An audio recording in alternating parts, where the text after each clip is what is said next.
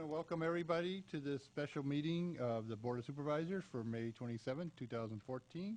If you'll stand with me, we'll be led by the Pledge of Allegiance by Supervisor Rivas. Ready? Salute. Allegiance to the flag of the United States of America and to the republic for which it stands, one nation, under God, indivisible, with liberty and justice for all.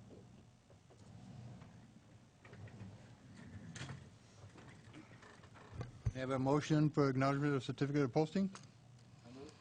Second? All those in favor? Aye. Passes 5-0. We are ready to move on to our regular agenda. Mr. Espinoza. Thank you, Mr. Chair.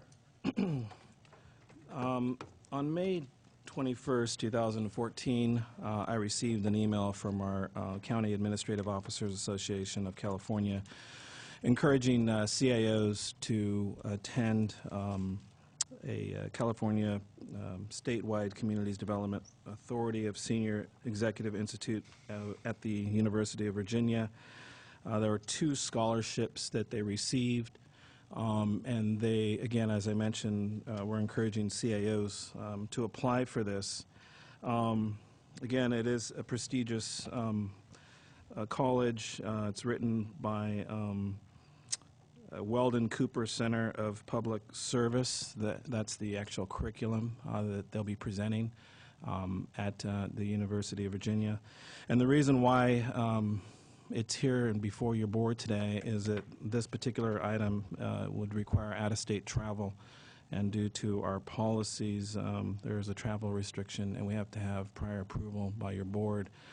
In addition to that, the required application, or we have to, the application deadline is June the 2nd, so our next board meeting is June the 3rd, so that's the reason why we're here before you today. Just to highlight the travel restriction, I know that there was some question in the past. I do want to just kind of reiterate it to your board. Resolution number 2006-7. Item number 2, it's under authorized expenses. All other expenditures, including international and out-of-state travel, require prior approval by the governing body at a public meeting. So I just wanted to state that for the record. Other than that, it is something that I felt was appropriate to bring to your board, and there's no guarantee that I would be accepted by the committee. The committee will review all applications, and they will be choosing 2 people. But I did want to bring it before you to see if I can apply for it and at least put my name in the hat. So that's it. Any questions to the board? Yeah, Ray, on the airfare, that's an estimate, obviously, and you will, if it's approved by the board, you will certainly try to get the cheapest airline. Cheapest fare, and because hopefully I the know sooner the better. Yeah, as you wait, better, exactly, because increases there are, the cost. a lot of opportunity there for. Yeah. So then the maximum amount that would be from the budget would be the $2,000, because the rest will be covered by the scholarship. Right, and the scholarship, just so your board is aware. The fee for attendance is $6,500. It includes lodging and meals except for the weekends. So the housing, the lodging will be included. Okay. Obviously, the flight is not. And yeah, I've actually looked up some prices, and I feel that feel pretty confident we can get that under the $2,000 that I've actually recommended in the staff report. Okay, so. Thank you. Okay. Anybody else? I'll open up to the public. Anybody from the public like to comment on this item? Seeing none, what's the wishes of the board? Mr. Chair, I would like to take the opportunity. I think this is a great opportunity for our own CAO to attend and get that scholarship. I think that it will be well the money would be well spent. So I will make a motion to approve per recommendation. Second. Okay. We have a motion and a second. All those in favor? Aye. Aye. Those opposed? Passes 5-0. On to the next item, Mr. Espinoza. Thank you, Mr. Discussing Chair. budgets. And the reason why we're here today is, first of all, I want to thank all that are in attendance, as well as your board, making a special effort to be here today. Well, it's only 14 days away before the actual budget hearings. So our budget hearing will be held June 16th, 2014. We'll have the budget uploaded for the public as well as your board on June 6th. So mark your calendars to start reviewing the budget. Our plan is to have a mock budget hearing in the afternoon session of June 3rd. So that's our plan. If for some reason we are not able to make that date, we still want you to have in your calendar June 10th for a special board meeting. That's been on the calendar for the last 3-4 months. But just in case we're able to get that on June 3rd, we will not have a June 10th meeting. Just want to make sure that the board's aware of that. Through priority-based budgeting techniques, the county office, administrative office, the department heads, as well as your board, have helped out and assisted with different items within the budget. And today, we're bringing before you a balanced budget. The plan, there is no plan to lay off any employees. And on the contrary, we're looking at actually increasing our FTE count within this budget for the increased workload that's before us this year, as well as even in the next couple of years. So today we're going to be sharing with you the FTE count, overall issues, common request, and quite a few other things that's in your budget packet. There is one thing within the budget itself that we've actually put outside the normal formula that you use for current revenues and current expenditures is OPEB as well as vacation sick accruals. That's something that your board has requested auditing to look at, and so we have a suggestion to your board, a recommendation that Joe Paul Gonzalez will be presenting to you on item number 3 in today's agenda. So with that, we have Melinda Casillas. She's also going to be presenting to you pre- and post concessions. As mentioned before, we discussed, what we look, where we're at before, and if we did not make any changes with regards to FTE count or even part-time assistance, where would we be at? So we wanted to lay that out for you to get a better understanding of some of the work that we've done this last year and what kind of impacts it has in this year's budget. So again, we have our management analyst, Melinda Casillas, here. She's going to present to you. She has a PowerPoint presentation.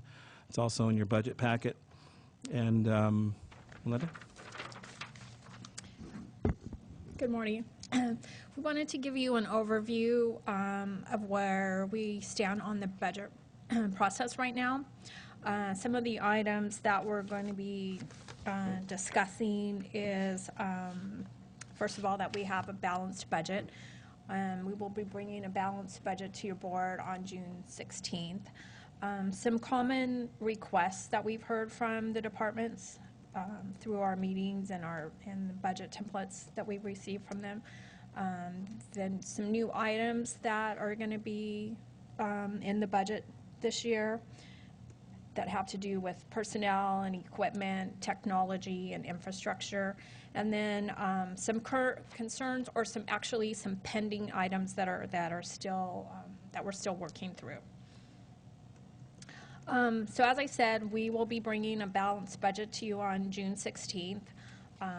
We'd like to thank all the department heads that we've met with all the department heads, and we'd like to thank them for their cooperation and their assistance, not only in understanding their departments, but also in helping us find solutions to some other departments that had some requests, and we weren't sure how we were going to handle some of those.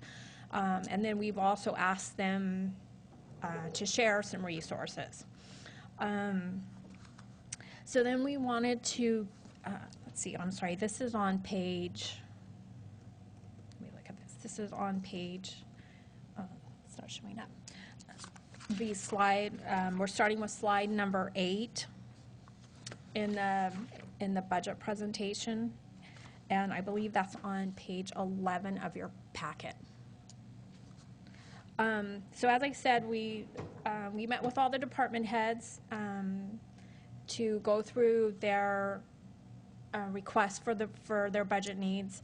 And then we have put together, we wanted to kind of show you what our budget in 13-14 looks like had we not made any changes at all, other than some items that we knew were going to be that were going to be included or not included in this year's budget, and then what our proposed budget looks like.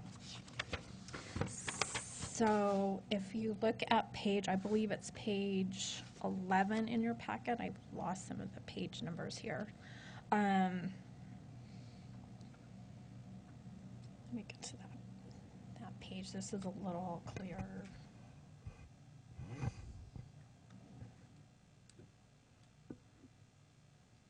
Okay, so as I said, I want to give you an overview of where we were last year at this time, some changes that we know would happen during, as a result of the changes in the fiscal year, and then what we're looking at for this year's proposed budget. So basically, if you look at the first column, this was our budget that we started out with last year, fiscal year 13-14. And our salaries were at around $19.8 million.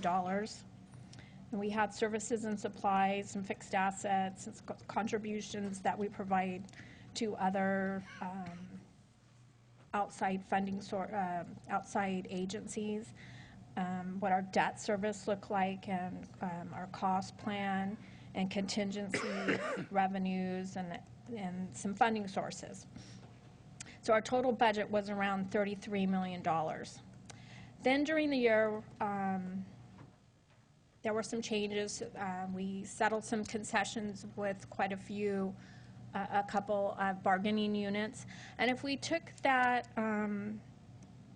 if we took the budget just as it was, we didn't add any personnel, we didn't make any big changes or anything, what would that budget look like?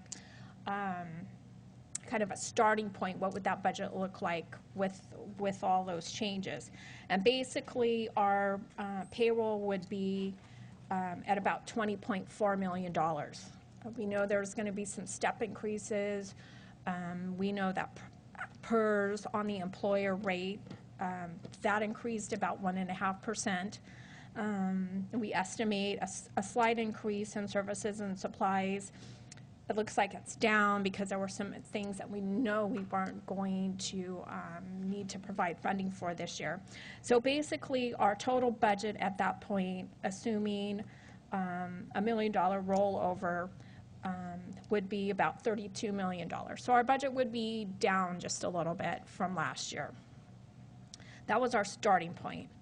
So then as we went through this whole process, this is basically what our proposed budget is going to look like at this point. We're going to be adding some personnel, adding some, replacing some equipment, doing a little bit of work on our infrastructure and technology. And so our budget at this point, salaries, would be $20.5 million. Services and supplies, we added some increases, and fixed assets, we added some items to that. And so with an update, our revenues based upon those changes, and a lot of what we're looking at adding in personnel is also being covered by some outside funding sources. And so our budget right now looks to be at $34 million. And we're estimating a little higher roll-up and a little bit more in revenues. And so basically, we're looking at a $34 million budget. I'm going to go through and explain, kind of compare salaries from last year to this year. That'll be a little bit further in the presentation. Any questions at this point? I have a question, Mr. Chair. On the contributions, those are contributions from the county to departments. But could we reword that? Because that really sounds a lot like money that we give to organizations. Okay. So I'd like to see that. Do you have another idea on what we can call that rather than contributions? I could Just- look at it. A just lot of get them your- are, right, a lot of them are fundings to, we have maintenance of efforts that we have to make with mental health and human services, court fundings. So I could look for another, Yeah, please. Another I think name, that would yeah. be less confusing for the public, Okay. especially. okay. Yeah, maybe if it's like a state mandated, local government match Local, to yeah, state some- Sure. mandated Local programs. matches, Right. sure. Okay, thank you, Mr. Chair. Any other questions? And I wanted to point out up here in our salaries, we do not have an expense item for OPEB, and as Ray has mentioned, through our work with the auditor's office, we believe there's another funding source to pay for OPEB. So we did take that out this year in order to allow us to add more, basically to add some more personnel and to increase some of our equipment replacements and that kind of thing. We felt that if we could find another source for OPEB this year, that would be money well spent to enhance the services that we currently provide. Mr. Chair, maybe I should wait, but I'll plant some seeds there, so when the discussion does comes up, I hope Joe or Ray can answer my question. The removal of the $883,000 out of this proposed budget and allows money to be used to increase staffing levels. Right. Is that a one-time increase in staff level, and is the other use of the money, is that one-time money, or is it something that moving forward we're going to start seeing the placement of the OPEC not in the general fund, these type of budgets, but coming from a different department? So we're looking at increasing 11 positions in the general fund, and that will be ongoing. So those will be ongoing. Ongoing. And then the OPEC will be going in a different direction too. It will I- not be part of the general fund. I believe so. Joe Paul probably could answer that a little bit better, but I believe that that's the intent for the recent All right. future. All right. I'd like to hear it later on then. Yeah. Item number 3 on our agenda, Joe Paul will be able to answer that a little bit further.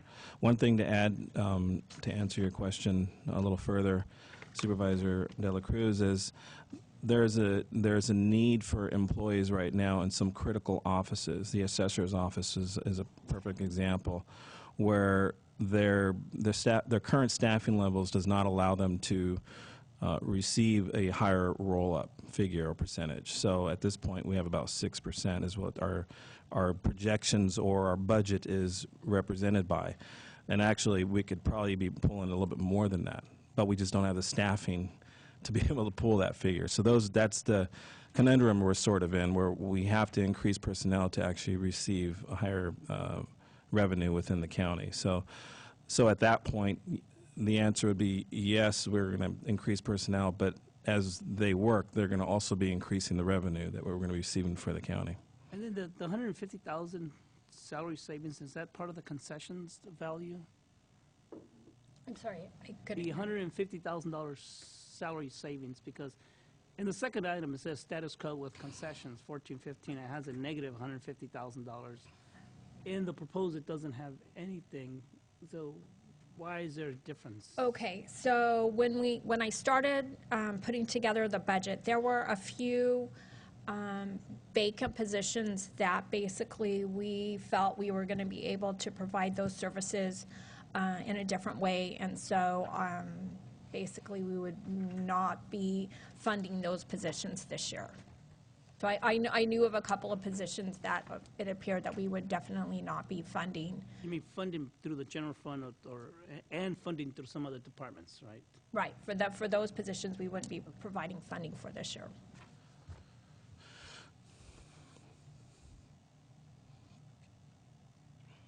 Any other questions from the board? Okay. Okay. So we'll go back to the presentation then.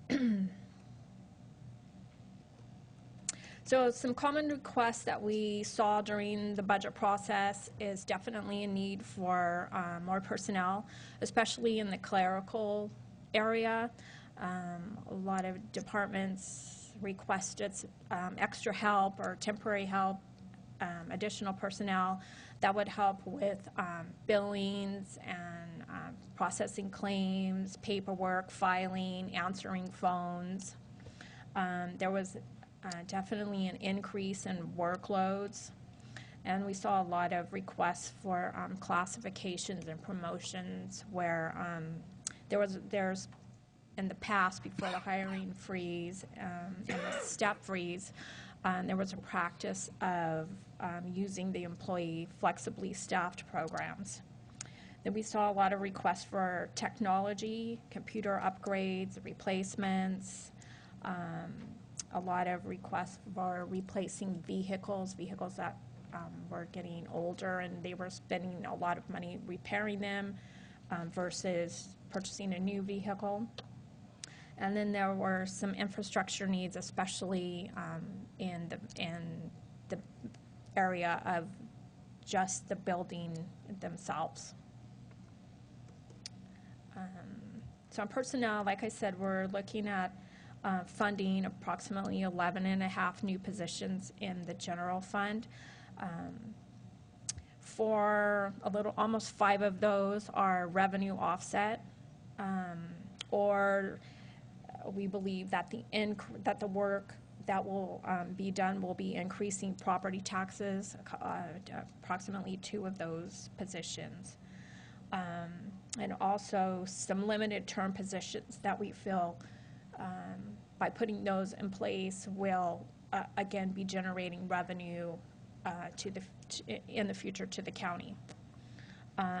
We decreased 2, as Supervisor De La Cruz asked earlier, we'll be decreasing 2, we will not be funding 2 positions this year.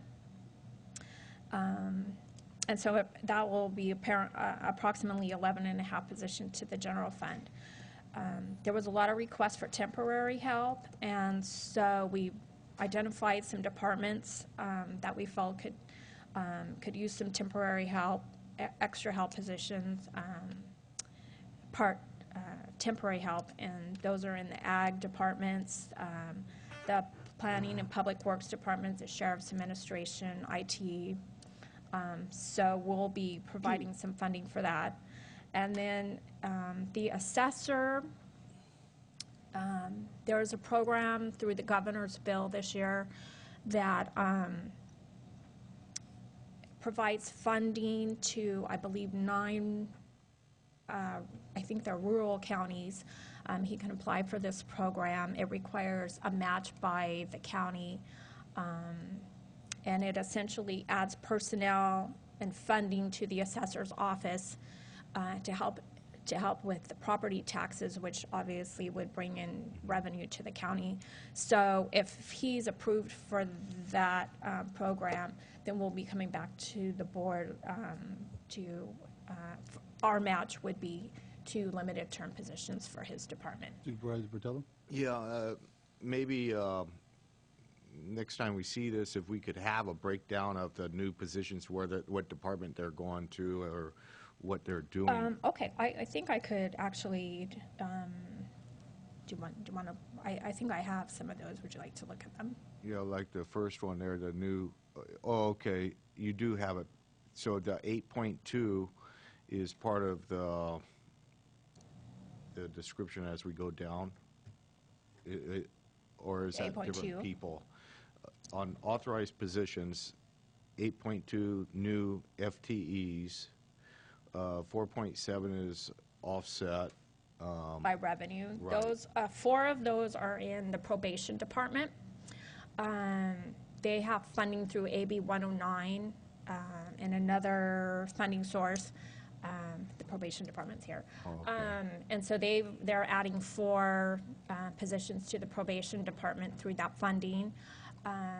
With the help of the probation department, we were able to provide a deputy district attorney to the district attorney's office, and AB 109 was able to fund half of that position. The other half would be coming from general fund.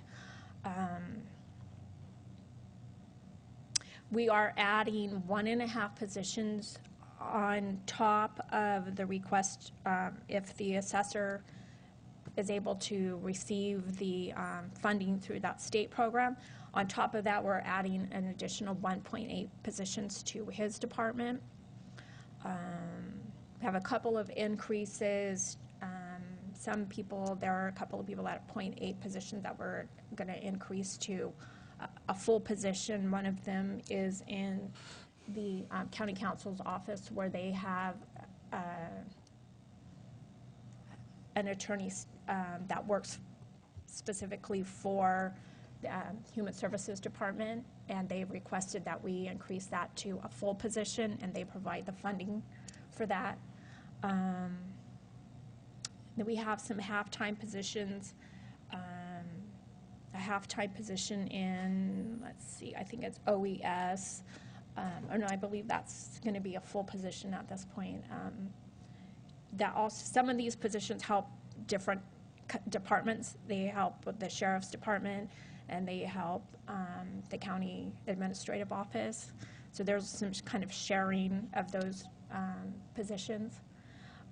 We have 4 limited term positions that we're looking at, in the Public Works Department and 2 in planning. That would essentially help with the plan developments that are happening around the county, and it would help give them some extra staffing to get those developments moving along that we think eventually will hit the assessor's office to increase property taxes. So the limited term positions, it's 65% is funded outside, and we'll pick up the other 35%. Okay, so for this first year, we feel that there's some training and getting up to speed that's going to occur, but but we will be able to bill out their time that they've spent on those planning, on those developments, that will be reimbursed through that process. Yeah, I don't have any problem with, those positions really, but maybe for clarity, if we could have that breakdown and where that funding is coming from and so forth. I was actually going to mention that during our mock hearing, what we're going to do is we're going to go through, like we did last year, with each fund unit and actually specify what there was with regards to a difference, if there was one, and explain that exactly. So we'll break that down for you, and then we'll highlight with each fund unit, especially when there's a change on June the 3rd. So we'll go through the details with that. Mr. Chair, are we creating new positions, or just filling vacant positions? Most of the vacant positions that we currently have are being funded again for the fiscal year 14-15. So we're not doing away with any current positions that we have. These are actually adding new positions to our authorized scheduled positions. I just There were. My point is that if we're seeing that hopefully we're picking up now, and I just want to make sure at the same time that we're developing a program in which we can fill back the positions. In the case, and let's hope so, in the case we start going down, that there's a mechanism in which if we start going down, what's the process that we're going to take, to adjust the budget. As high as we went, we want to make sure that we have the flexibility to go down too. Right. So these positions we feel are kind of critical positions that need to be addressed at this time. I don't believe there's any positions that are being added in a department where there's a vacancy that's been vacant for the whole year that we haven't filled. So I don't think we added any positions to those departments. The vacancies that we have right now are just a lot of turnover that's occurred, and we haven't tried to add a position to a department that has a glaringly, I guess, vacant position that we just haven't gotten around to filling this year. Some of these are limited term positions. We don't want to just add them to our authorized position schedule and then in a couple years find out we don't have any work for them.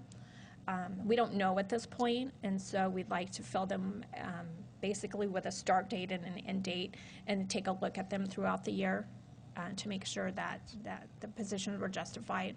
So and for clarity, when you look at the figures, over 50% of that are either limited term or part-time.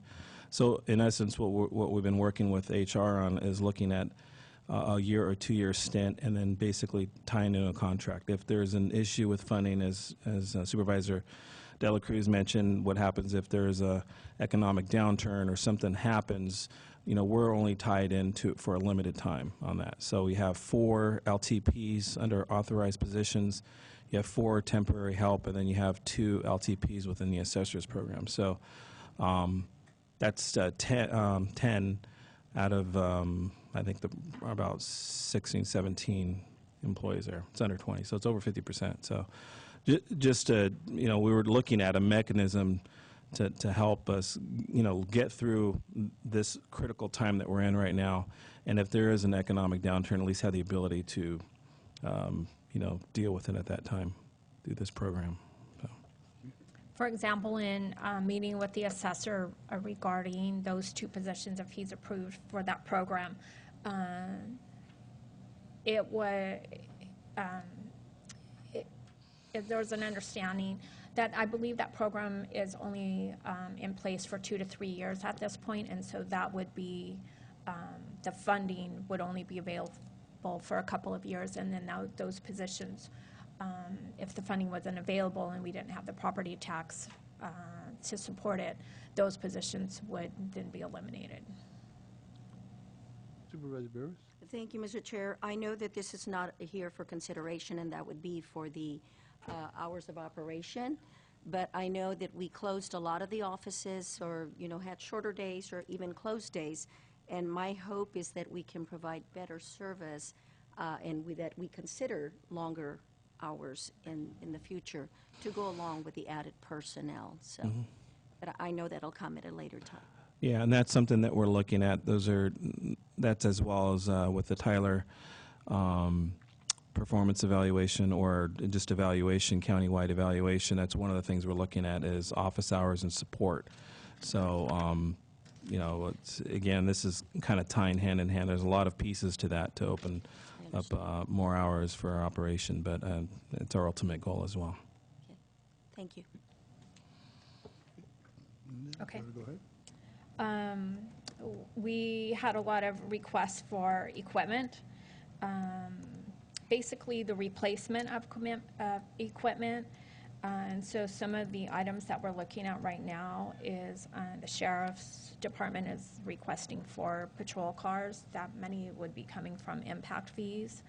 The Ag departments, they both stated that they have vehicles that have basically, they're spending a lot of money repairing those vehicles instead of perhaps just replacing that.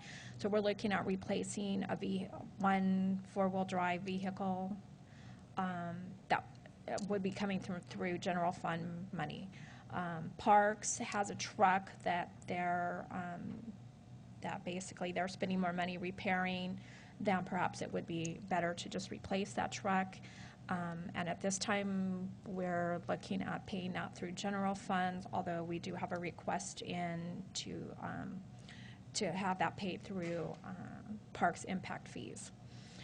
Probation through AB 109 funding requested a vehicle. The jail needed to replace a dryer out there, and that will be coming through inmate welfare funds. The mosquito program is looking to replace a vehicle also, and that will be coming through mosquito funding. Human Services requesting another vehicle, and that would be paid through welfare, Human Services funds.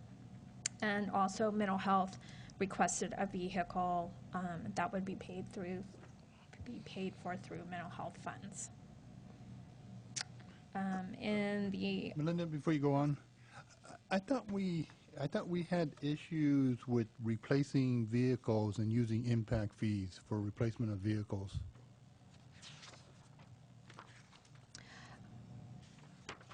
I mean, I love the idea, but I just thought, I believe the sheriff's department have regularly replaced a lot of their vehicles through impact fees.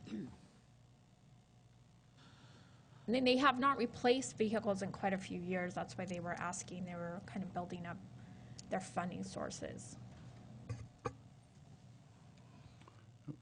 We can verify. We'll look into that. yeah, 'cause Yeah. I thought, for some reason, even since I've been on this board, I thought the Okay. issue came up of whether that was Okay, proper we can double check use of that. impact fees. Okay, thank you for that. Actually, Mr. Chair, four patrol cars. When's the last time they made a purchase?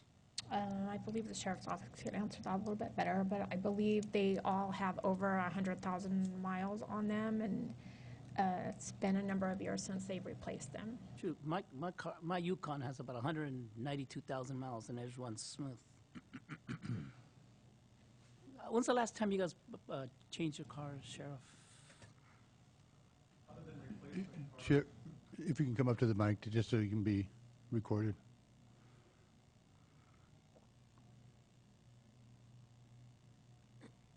Good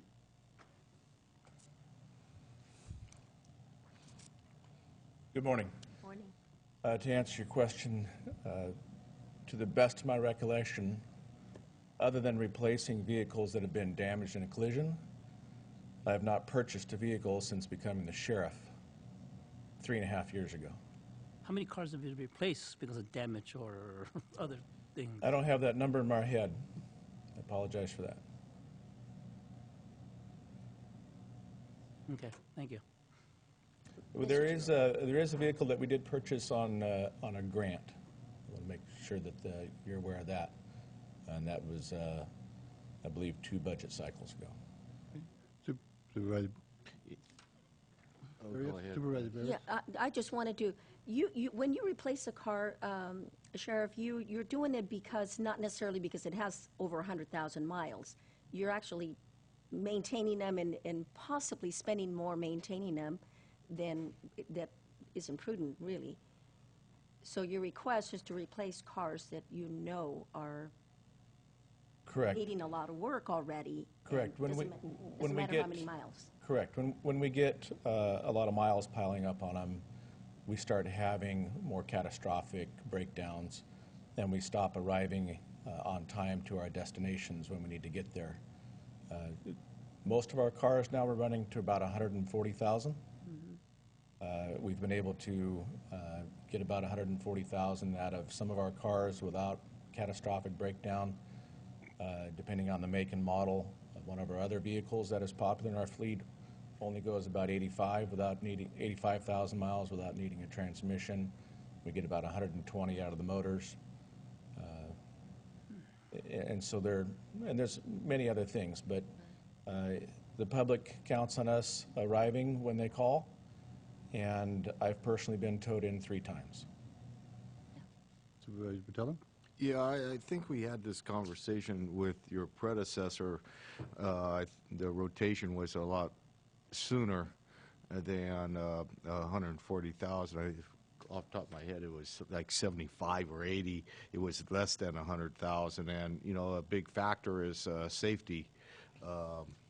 concerns as well. And, you know, I certainly support, you know, a reasonable rotation rather than have the whole fleet need to be replaced at one time. And I think this is part of that program.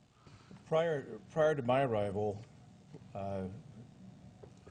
it was conveyed to me that we typically replaced 3 to 4 cars per year, and so that there was always a trickle in, trickle out. But if you recall, in the 11-12 budget, there were no cars purchased. In the 12-13 budget, no cars purchased. In the 13-14 budget, no cars purchased. And so they have all run the miles up. I believe right now I have 11 cars with over 120,000. Yeah, that could be a problem. And I would assume that the cars that we're rotating out, we get a value for them, trading them in or rotating them to different departments. Right. We are very frugal in trying to find an appropriate repurposing for our cars and examine a number of options. And we've actually even been able to strike a contract, which this board is aware of, with the South Bay Public Safety Consortium, where they take our run-out patrol cars and put them in use in their training division in exchange for tuition and other positive things that in turn reflect our budget. Yeah, and I assume you use, you know, it's not just the car, but the expense of like the light bars, radios, and mounts. If we're able to, if the replacement car is of the same make and model, almost every single item transfers over. Unfortunately, the 2 cars that are in our fleet now aren't made any longer. And so we're going to have to buy vehicles that are new to us, and some of those items will no longer fit. But those things that do fit get repurposed. Thanks. And Sheriff, I want to make it clear, I do support, you know, I understand you need to replace your vehicles. I just want to make sure impact fee is proper way of funding them. So that's the only reason I brought Well, that up. I appreciate your concern, and we certainly want to do things appropriately. We think that that is an appropriate expenditure for impact fees, and we'd be encouraged by having the board approve that and agree with us. So we'll come back to your board with a more definite answer with regards to that. Very on the good. cars. Okay. Thank you, Sheriff. Just as a side note to these vehicle replacements, we discussed these issues with many departments. Do you have a vehicle that works a little better than the one that we're trying to replace? There's been a lot of cooperation within the departments to help other departments, and so these were just kind of, there wasn't any, Public Works didn't have any vehicles that could help with the ag department. They themselves needed some vehicles. So just to let you know, there was a lot of cooperation that went into determining which vehicles that we were actually going to try to replace this year. In the area of technology, there was a lot of requests for technology replacements or upgrades, and these were the items that we feel we can put into the budget and would be of the best impact. The IT department requested some upgrades and some updates and some maintenance. It's been many years since a lot of these improvements were made to the technology department. I believe Ray has a little further explanation on what we were able to provide. Yeah, again, we're not going to be able to replace all the items, but just like, you know, the sheriff's vehicles, the equipment that we have, our core infrastructure is becoming pretty old. We have core switches that are approximately 8 years old that are on 24 hours a day, 7 days a week, the entire year. So with that, there are failures. And when there's a failure, an entire department could be down, or even the entire county can be down. So we have not budgeted or looked at, we just did not have the funding for that. But it's something that we need to put on our radar for replacing hardware that does come down, that does go down, or at least start being more proactive here. Whether we can do it this year, we'd like to do a little bit, but in the next few years we need to start addressing this, because it's going to be catastrophic. If a main core switch goes down, no one will be able to do anything. So that's just one example. We have some servers that are getting old as well. There's some servers that are 5-7 years old that we need to replace. The firewalls, iPrisms, those are important pieces of hardware that we have for protection within the county. We have to have intrusion detection, or more importantly, just these firewalls in place, so that way hackers can't access important data, which is something that's very important.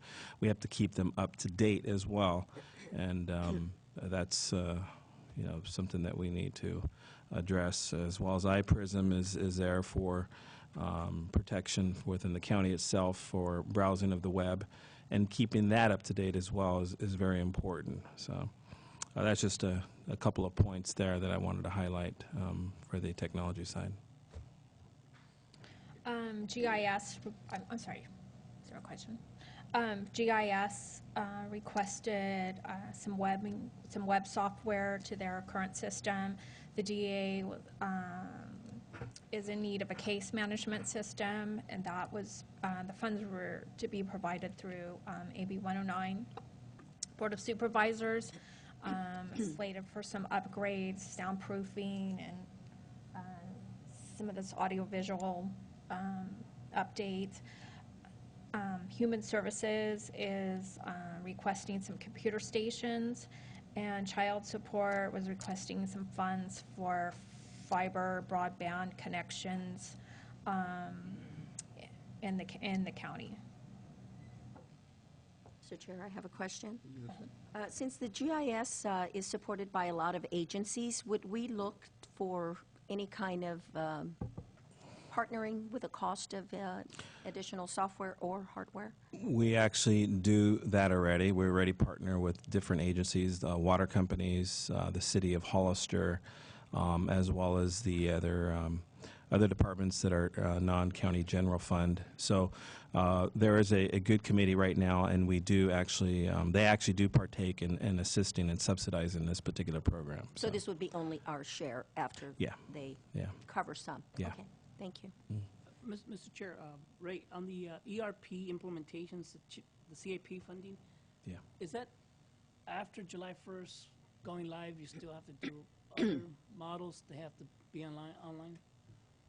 Well, yeah, with regards to the ERP, one of the things Joe Paul and I had mentioned on the outset when we first started is that we really need to invest and continue to invest. It's not something, it's unfortunate the way technology is. You can't buy it and that's it. You have to keep updating and keeping things, keeping the hardware up to date as well as the software. And there's new technology advances or new modules that may come out. We're not really looking at that right now, but it's important that we invest in this, maybe not only from a hardware software perspective, but also from a perspective of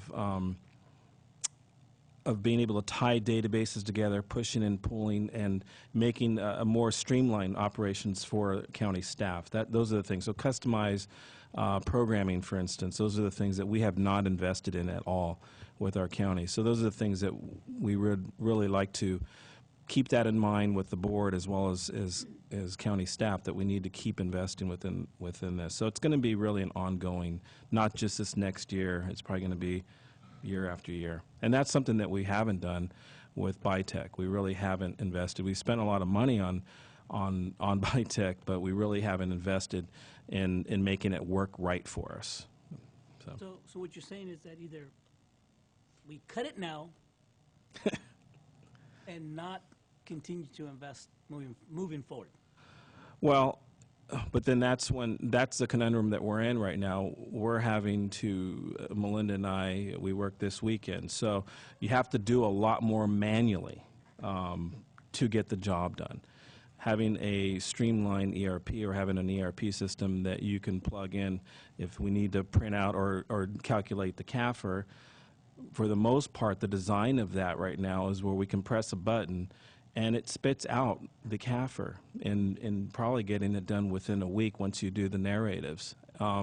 Right now, we are at the very last day, I don't know how many years we've been turning it in, the last day, and it's taken a lot of man hours to get that done. So we really need to be putting our money, instead of having employees or adding employees to do the job, we need to be investing in technology to make it a lot more streamlined. So.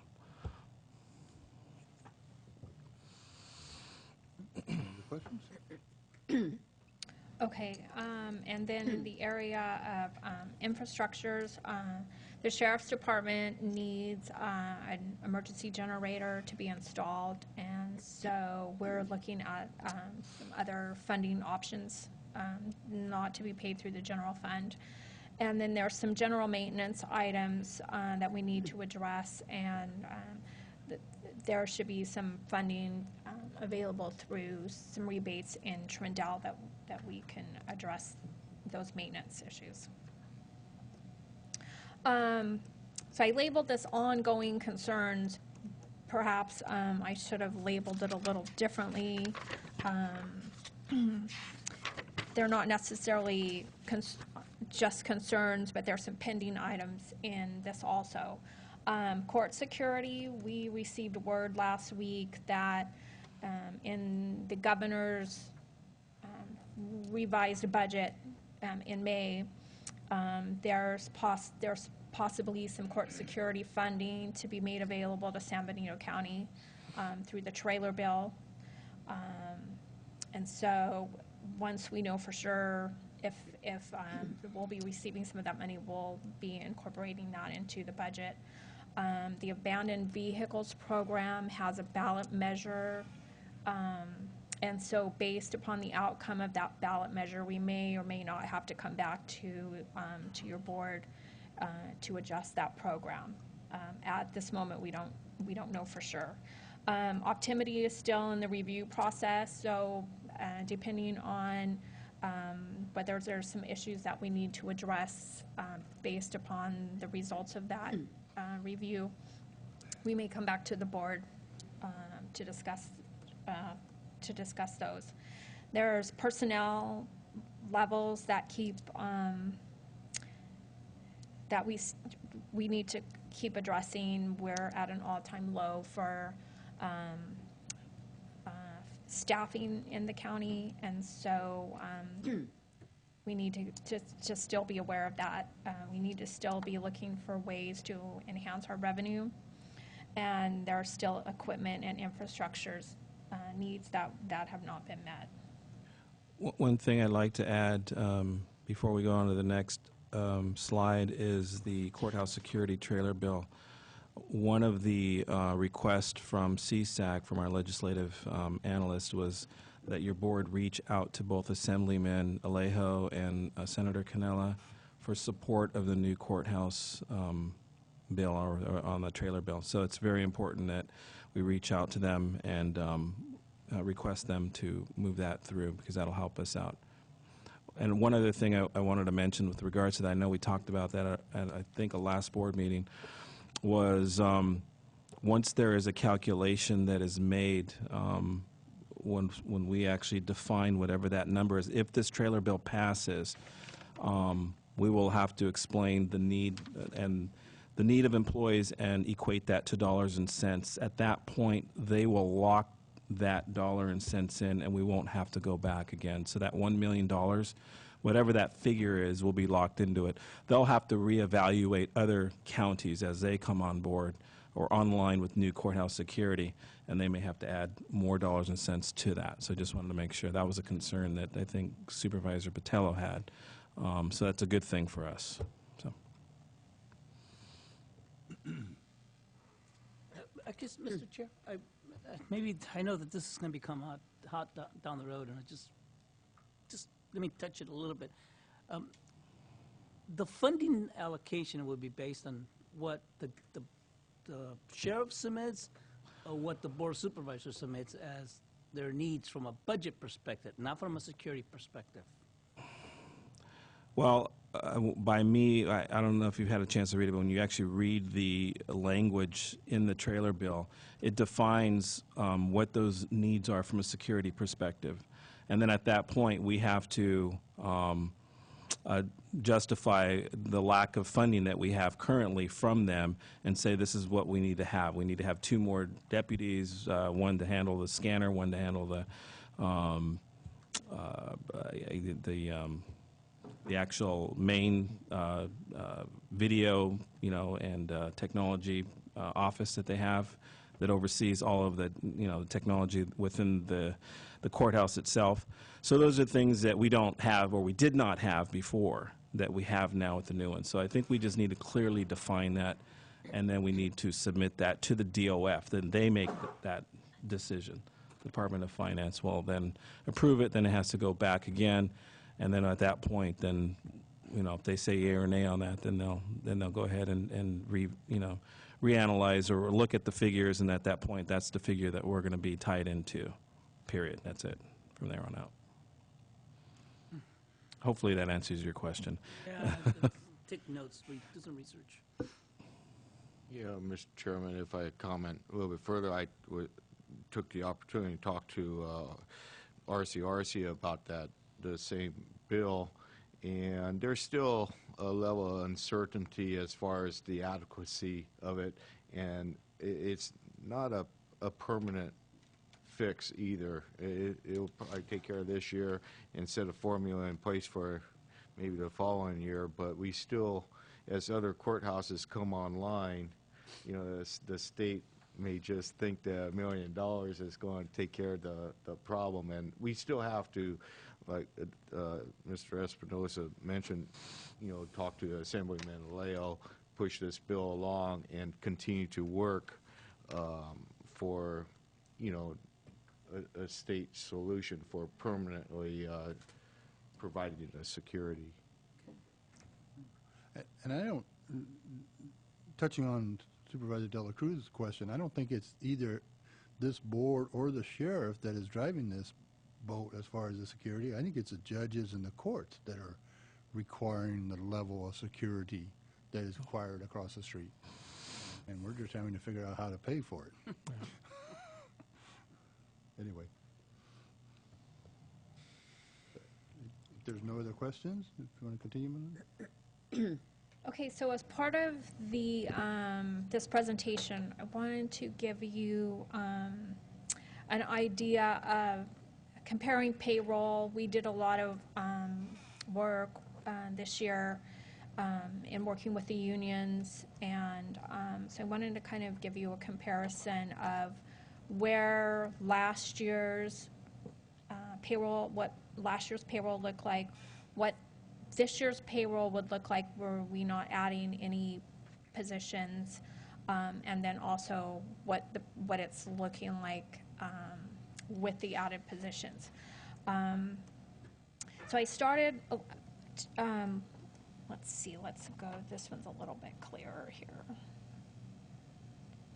So I took a department that basically did not have any employee turnover, and so I thought it was a little easier to compare a department. It didn't really have any turnover, was basically relatively the same as last year, and compare the payroll last year to the payroll this year. And so Child Support Services was one of those departments. Excuse me, sorry about that. It's actually a handout that you have on your desk. I'm sorry. And there are some handouts in the back for those in the public that want to look at that. There was a typo. one of the columns didn't show up in the actual upload, so we just wanted to make sure that you actually received that. Sorry about that, Melinda. So this one on the screen is the corrected one, and I handed them out in your budget. But yeah, I don't know, somehow a column disappeared in the translation. So child support services, if we look at the first three columns, last year their budget was around $900,000 in salaries. And then the payroll taxes related to that payroll were around $70,000. Medical costs that the county contributed was around $205,000. The employee portion that the county paid for the employee was about $60,000. And the employer share of PERS was around $128,000. So with the concessions and the meetings with agreements with SEIU, there would be employees that were entitled to a step would be receiving their step increase, and so that would be at approximately $950,000. And the related payroll taxes to that would increase to $72,000. Medical insurance, had we not placed a cap on the medical insurance and we were assuming a 14% increase, as was the trend, that would have gone up to almost $210,000, where the employee share of PERS would have gone up to about $61,000, and PERS had an increase on the employer share side, regardless of any negotiations that we did, and that would have gone up to $143,000. So overall, the impact without any concessions would have been an increase to payroll of about $53,000. Then if you look in the next set of numbers, with what we did with the bargaining units, employees would be entitled to a step increase, that were entitled to a step increase would be getting their step increase, and the payroll taxes would adjust accordingly. However, because we put a cap on the medical rates, the county's contribution for the medical insurance program would actually go down. It's going to go down about $6,700. The employer share of the contribution that the county would make on behalf of the employees is going to go down approximately $60,000, and PERS rates have increased anyways, up about another $15,000. So overall, with the concessions that we made with the bargaining units, the payroll in the child support services is actually going to go down about $17,000. So we just wanted to show you what those concessions have done on behalf of the county payroll during the year. Are there any questions? Okay. So we also did one, for the general fund. It's a little bit harder to compare because not quite comparing apples to apples, but we tried. So without concessions, the general fund impact to payroll would have gone up around $766,000. If you look over at what concessions. And this is on page 21 in your packet, just so you know. It's the last, I believe it's the last slide, sorry. Let's make sure you're following along. And so with concessions, the county payroll, had we left everything the same, not any adjustments to authorized positions, we would have gone down approximately, our payroll costs would have gone down, or up, would have increased, I'm sorry, about $400,000. You see, just as a side note, under the medical, with concessions, it shows a difference of about $11,000. That's because when we have turnover and vacancies, we rebudget that vacant position at the highest. We assume that the employee will come in and select a family plan. So we rebudget those at the highest level of medical contributions. So then with all the changes that we made on the FTEs, we added approximately 11 and a half positions to the budget. So then the overall impact to our payroll budget would be approximately $770,000. Not, as you can see, that is not very different had we not done anything at all with negotiations this year. So I just kind of wanted to give you a comparison as to how our payroll changed this year.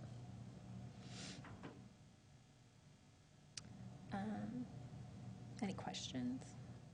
Are there any questions of the board?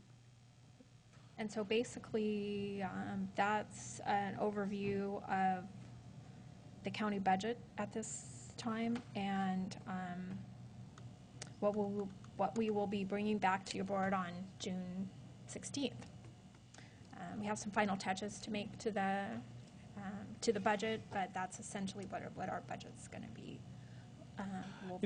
One of the things that, during all the meetings that we've had with the department heads and looking, at the staffing levels right now, it's really been difficult on a lot of the employees. Employees have been wearing a lot of hats, and they've been doing it willingly, but you can only ask that for so long.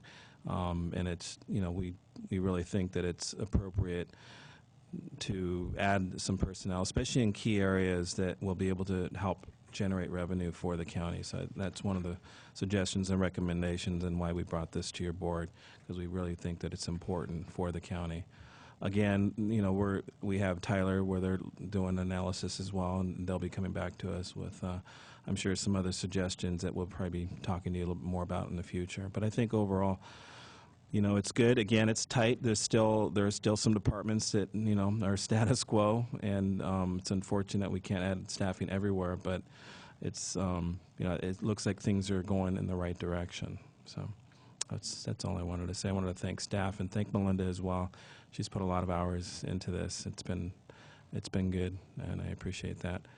One thing I wanted to mention is I did get word with regards to the impact fees with the sheriff's office, as long as there's a nexus associated with additional staffing, so you can, for when there's an additional staffing.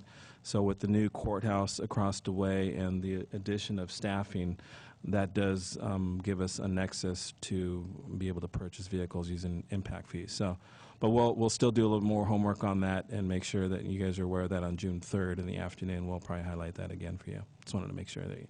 And then I think it wasn't just the sheriff's department. I think, was it Parks and Rec? Was it going to use impact fees to replace a vehicle also?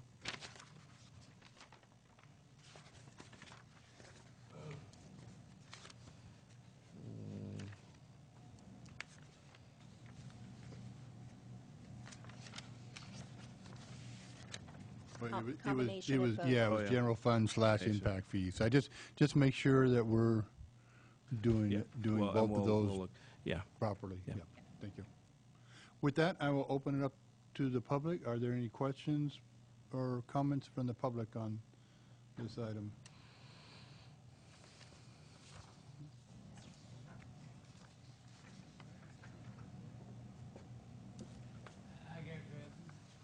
Yeah, she's going to bring you the mic, Keith.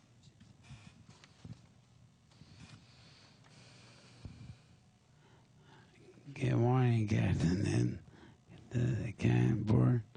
I mean, with the Espinosa last week, and just watching all this right here, it's all about creating revenue.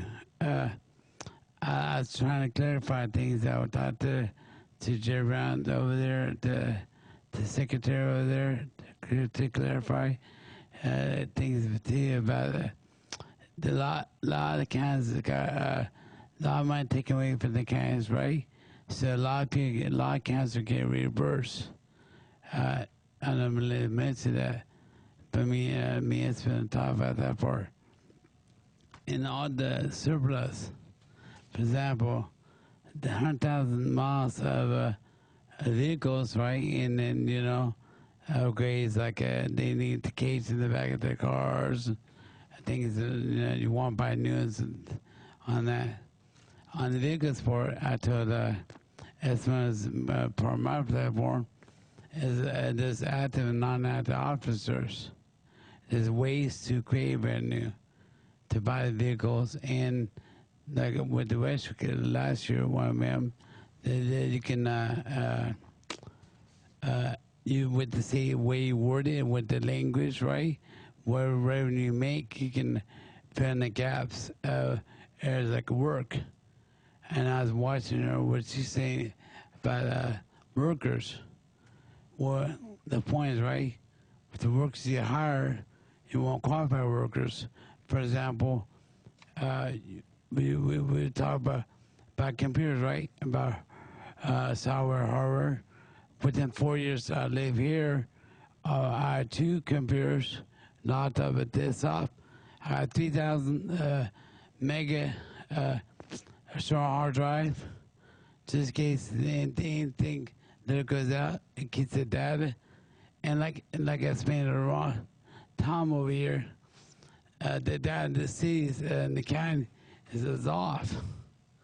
Like 2008, City Police Department, 2010, the Census Department. You know, I was trying to explain to Mayor Lee a while back, the treasurer, right? And they can do little things here. Expenditures, right? The budget book. We guys got there. What we need to do is work together, and the places that works they hire, make sure you feel like you want to create revenue, so then the workers there you want to keep long term, not short term, right? You want that forever, so that where they can do, they can go to other positions like what you need. So the whole map of the city and the county, like a lot of things there. The expenditures, they spend way too much money on expenditures. I always like that on my Facebook and my elections. Thank you. Thank you, Keith. Anyone else that would address the board on this item?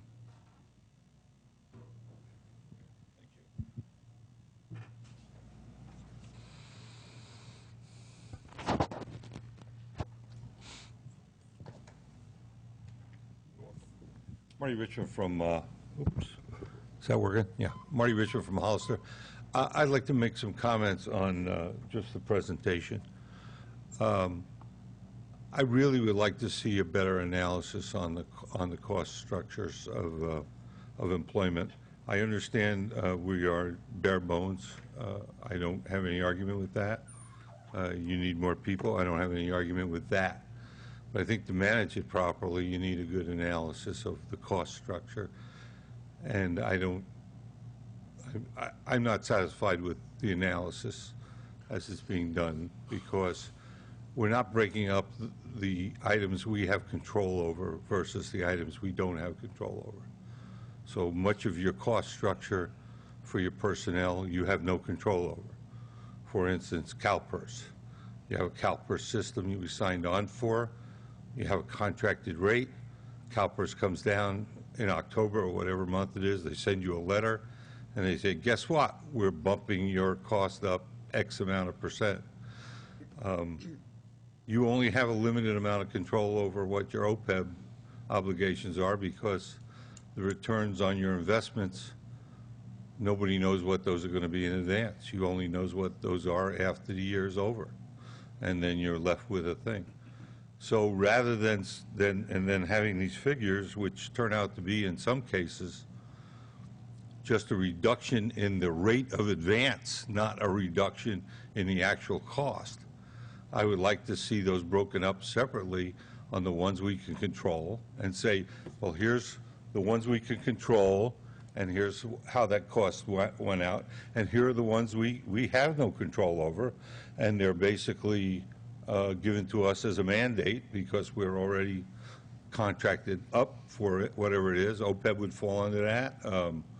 CalPERS would fall under that, and maybe some other things, the health care, depending on when the contract starts and when the contract ends, might fall under that. I think it would help the management until you get your ERP system up and running 100%. I think it would help your managers understand where the cost structure is in those costs, so that when you do need more people, you can get a good understanding. I continue to believe that it would be better for the employees and better for the taxpayers and better for your agency if more money went into pay and less money went into benefits. You cannot pay your mortgage with a benefit that does not kick in until after you retire. And so many of our employees at this level at the city are basically benefit poor. They got a good, they're going to get a great retirement. Unfortunately, they're out of money before the month is over. Thank you for your time. Do we have any other speaker cards? Do we have anybody else that'd like to address the board on this item? Seeing none, bring it back to the board. Just a comment, Mr. Chair. I'm really glad that the CAO brought up the staff and what they do for the departments, and since there are so many department heads here, I'm hoping that I speak for the Board of Supervisors that we appreciate them. And they do. We have asked them to wear many hats during the crisis that we've had, and I heard somebody from the outside that had not been here before, and he mentioned how well our employees work and so willing to do a lot of things. And so please send that message or take that message back to them, because they are truly appreciated. Yeah. Thank you. And I guess my closing comment on this is I support the direction that, Ray, you're going with this. I just hope and pray that these positions that we're adding this year or plan to add this year will create the revenue that we need to be able to hire the positions, especially in public safety, that we so desperately need. So I just hope that pans out for us. Mr. Chair.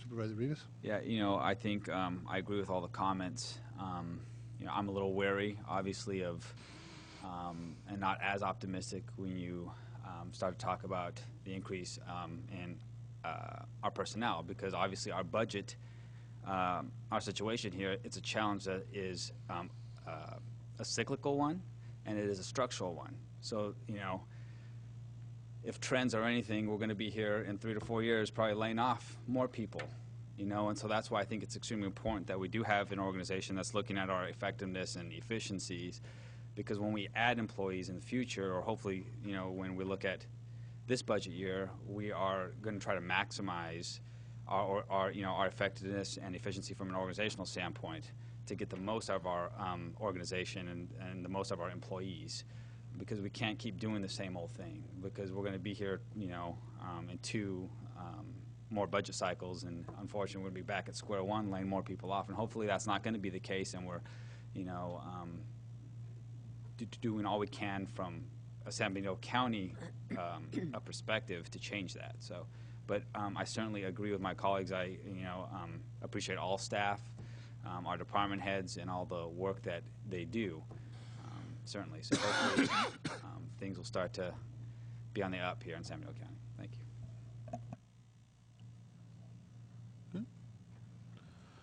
Okay, Mr. Espinoza, we'll go on to the next. Yeah, I just wanted to mention that's one of the things that, with regards to Tyler, we're looking at efficiencies and doing what we can from that perspective. And I also agree with the structure, cost structure, as well as looking at our taxes, impact fees a little bit more closely. And That's part of the 5-year plan that we want to bring back to your board. We're not going to be able to bring it back during the budget time, but we're looking at, September-ish time frame to bring that back and really have a good analysis of where we're at and what do we need to have in place and how are we going to pay for that in the next 3 years. So, I just wanted to reiterate that's what we're working on internally. Okay.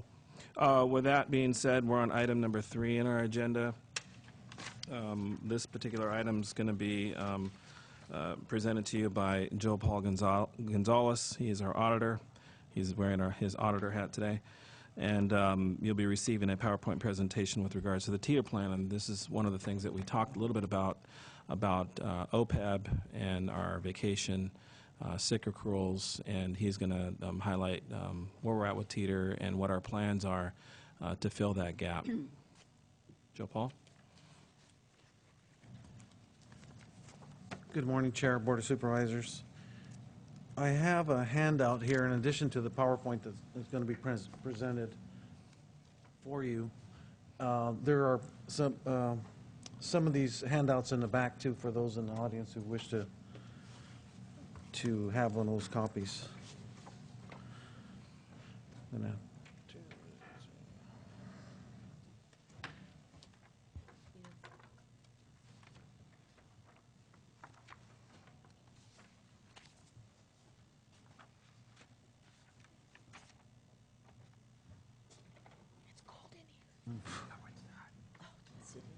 One.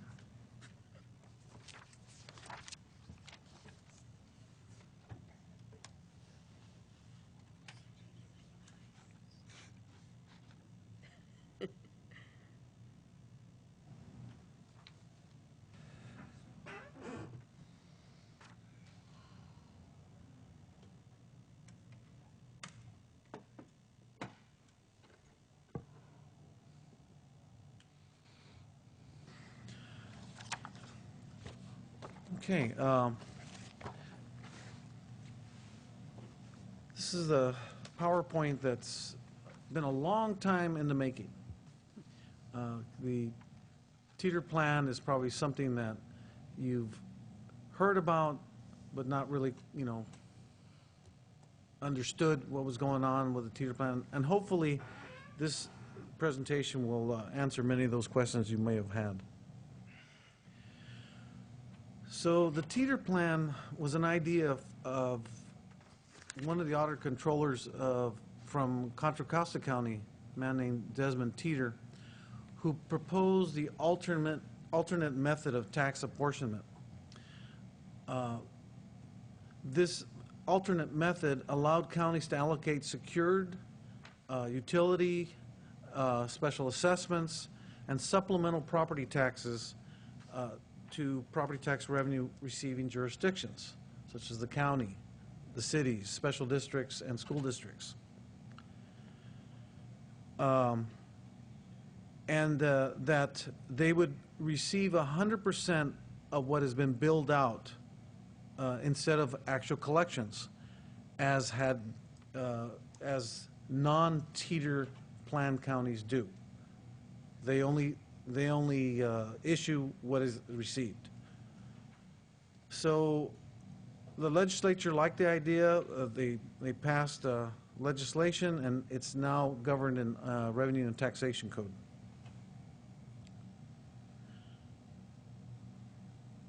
So utilizing our Tax Losses Reserve Fund and a portion tax resource fund, and I know that's, that kind of language I'm already losing you on in this presentation.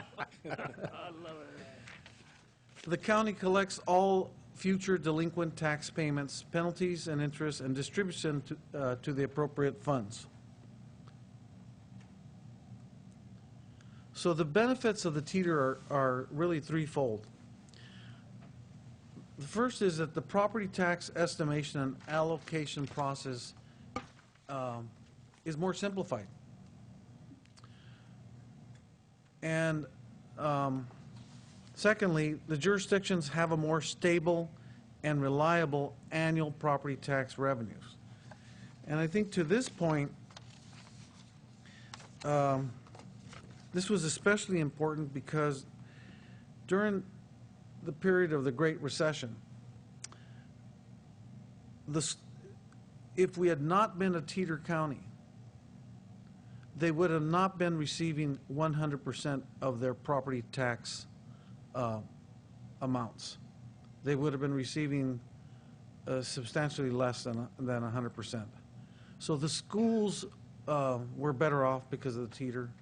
The county was actually as well, and the cities and special districts. And the Teeter plan is a revenue generator for the county. And I'm going to show you that in this presentation, how, just how the Teeter has performed in the county. Because the Teeter charges 18% interest on delinquencies, in addition to penalties and other charges that in order to bring property taxes current. However, the principal pitfall of the Teeter is that it requires a lot of cash, because we need to be able to buy the receivables, these delinquencies, and have a positive cash balance in the Teeter fund. And that has, as you will see, in years past, that's not always been possible. In 2009, Tulare County terminated their county Teeter plan because they ran out of cash. They didn't have enough cash in the plan, and the county was not willing to utilize its other county funds to be able to buy down these receivables. So they now lost a steady stream of revenues that the county uses as general purpose revenues.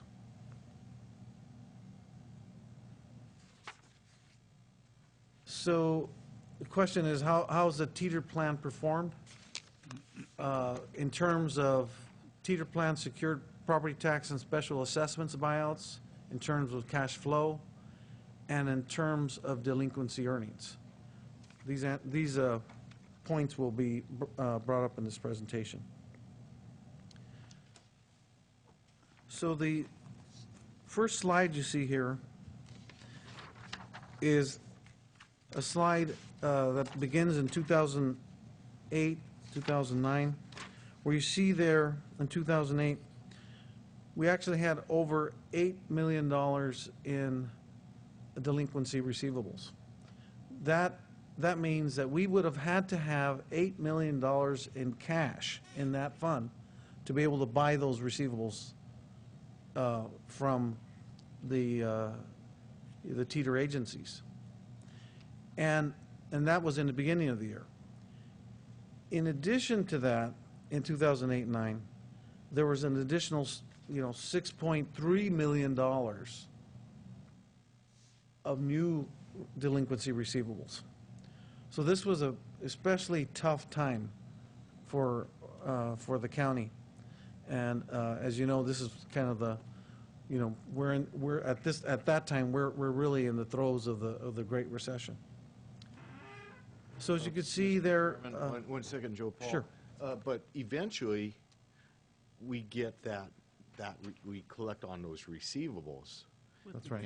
And that's what kind of could keep the program afloat. And how quickly do we typically collect the receivables if we purchase it from the other agencies? Well, I think you could see here from the slope of the curve that the receivables in the next year, the beginning receivables was about $6.3 million. So something less than $1 million had gone down in receivables at the beginning balance. So you can see there was a lot of buying and selling during that time, but essentially receivables went down $1 million. So we actually we were building up cash and revenues. But not at the rate to be able to sustain this program. And I'll show you that in the next slide. So, Joe, Mr. Chair, maybe the next Yes. slide should explain it, but the more receivables you have there, the better it is for us, right? Or the longer, If we have the cash, if we have the cash. if we have the cash. And that's I kind of mean, the. we're collecting 18%, might as well just float that baby all the way to the end on an 18%. Well, that's kind of been the strategy, is that through the revenues, we've been self-financing. We've been self-financing, over the years, because we haven't declared the revenues that it's actually been earning and used them in the general fund.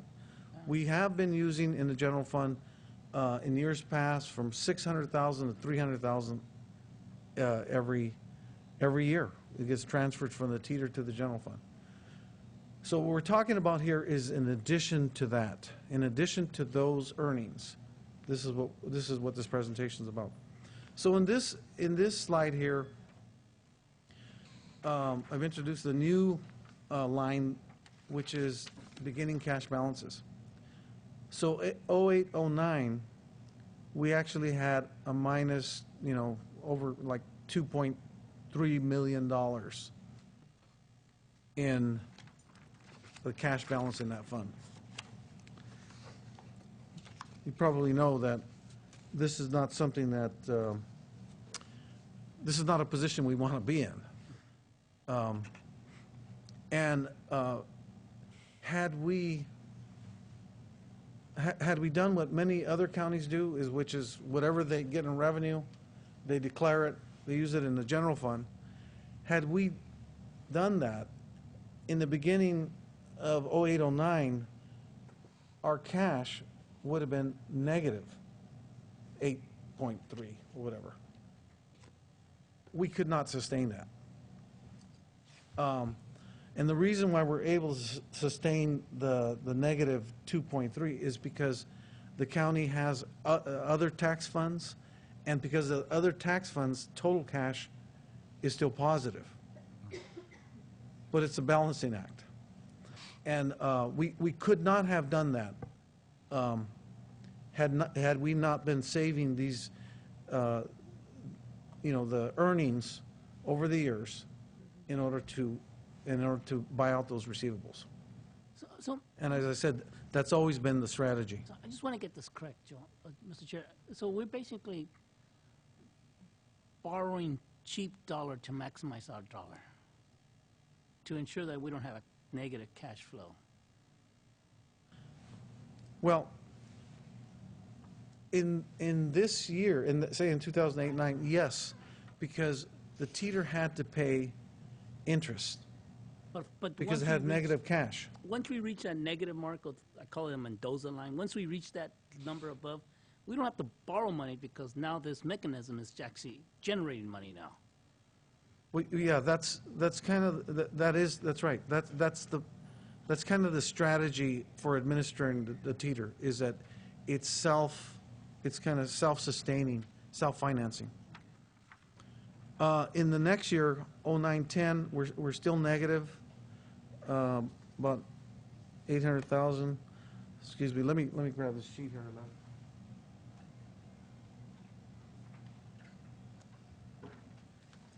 A little bit more exact numbers here.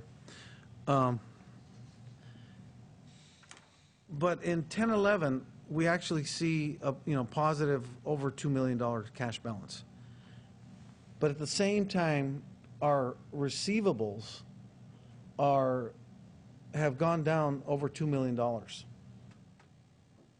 While that it came down over $2 million, our cash increased, and now we're in positive territory by over $2 million.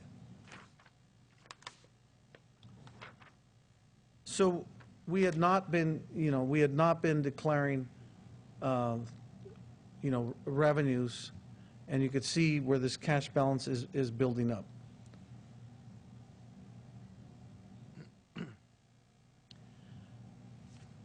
The new line on there is the cumulative revenue line. This kind of shows that the revenues accumulated compared to the cash is slightly higher.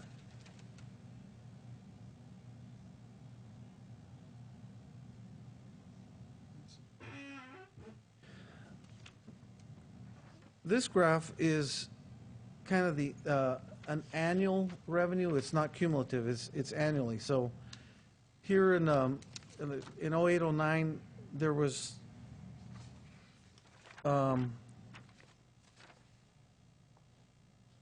cash of $1.7 million that had been received in that year, and the revenue for that year was 1.6.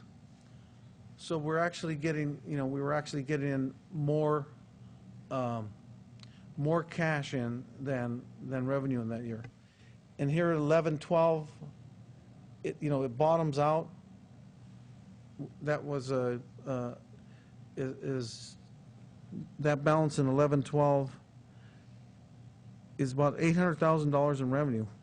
So this revenue fluctuates, between $800,000, $1 million, and actually, $1.6 million.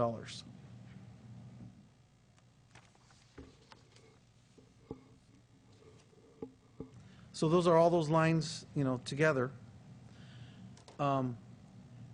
In this chart here, you could see that our total cash line, the light kind of, not blue, I guess, teal line, the total cash line, is on beginning of 13-14, we have over $6 million. But our receivable that we expect to have to buy, which is the new delinquency buyout, the red line, is something over $1 million, $1.1 million. Because the economy is improving, and we anticipate, improvement to continue, we think that it's a relatively safe bet that this cash or this excess cash from the amount of the receivables can be transferred over to the general fund. And Joe Paul, Mr. Chair, if I could, only that amount that's already there, but then we will continue to accumulate, it would be one-time money, in other words. That's right. We wouldn't bank on anything else and allow that fund to continue to grow, and at some point in the future, maybe we will use it again as one-time monies. That's correct, because actually the teeter, the next slide here, the teeter plan cash needs for 14-15 is over $1 million. The teeter loss reserve fund, which is another fund in the teeter plan, it's estimated about $300,000 that we need to have in there. So, because the economy is, as I mentioned, the economy is improving, we think that, excess money can be brought over to the general fund. And we estimate that about $4.9 million is transferable.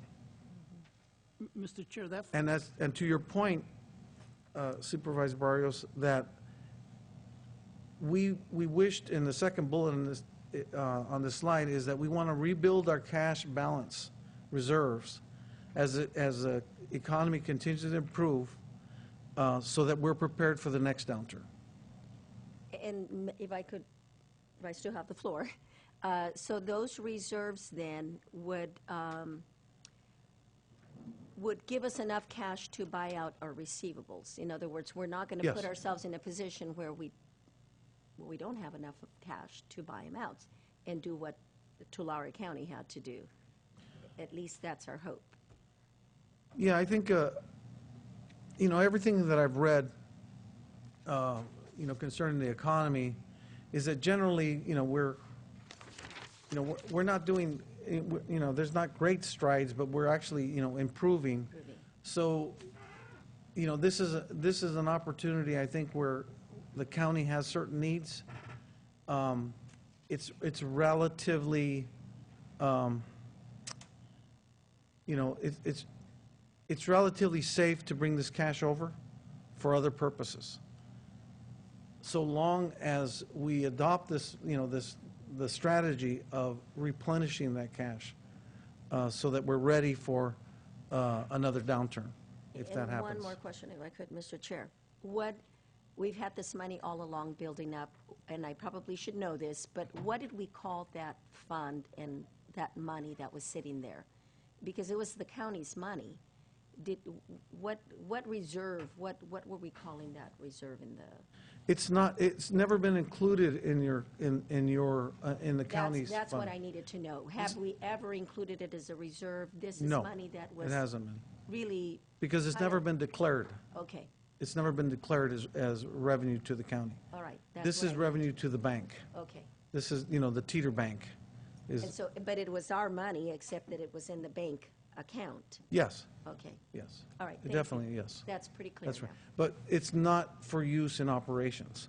And what we're doing here is we're saying, okay, you know, we think that we can use these excess funds for operations now.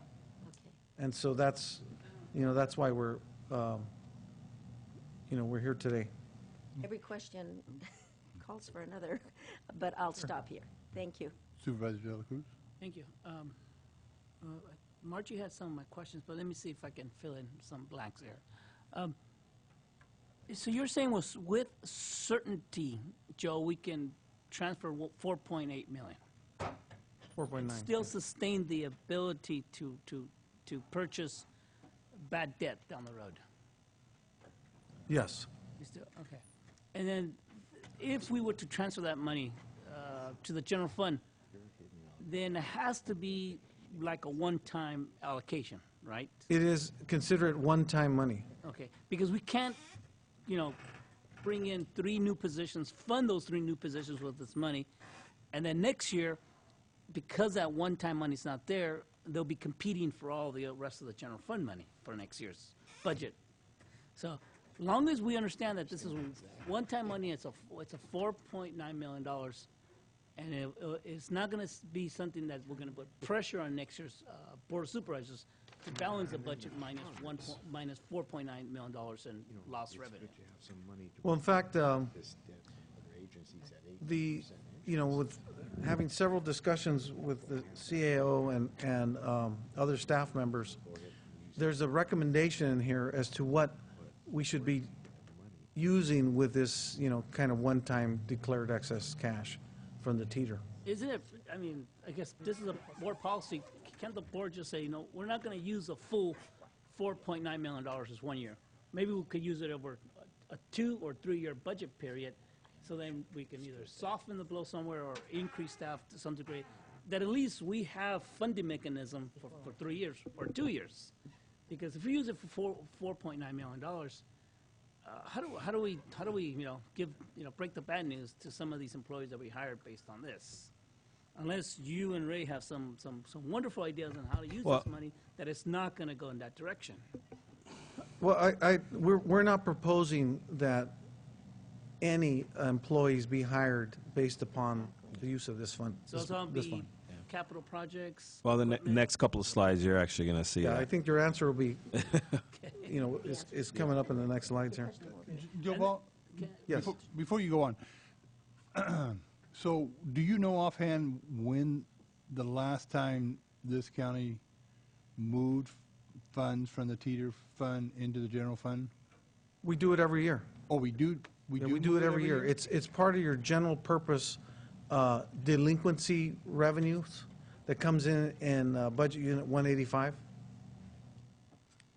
And, you know, we annually bring in, you know, we earmark like $300,000 what we bring in. Oh, okay, so it's a Smaller, small amount that we bring in every year. Okay. Yes. Okay, I'm sorry, because I thought in the beginning of your presentation, you said we did not bring. No, move no.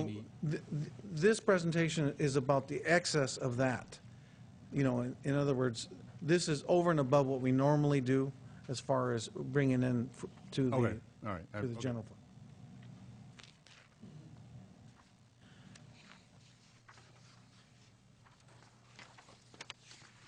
So, basically, our recommendation is that you look at these revenues, this one-time use of revenues for a reduction of internal obligations and for county infrastructure needs. So the OPEB obligations, I think there's another item concerning OPEB on the agenda, later on the agenda here. So you saw Melinda's presentation where she had not included any OPEB expenditures for the county general fund. So if you look at the current, for 14-15, and the amount of the current year that we did not fund the normal annual required contribution, in addition to that, there were some prior amounts that had not been fully funded. If we want to catch up and fully fund OPEB for just the general fund, that amount is $2.8 million. And, we have, based on our actuarial valuation that we're currently operating on, we are current from a general fund standpoint.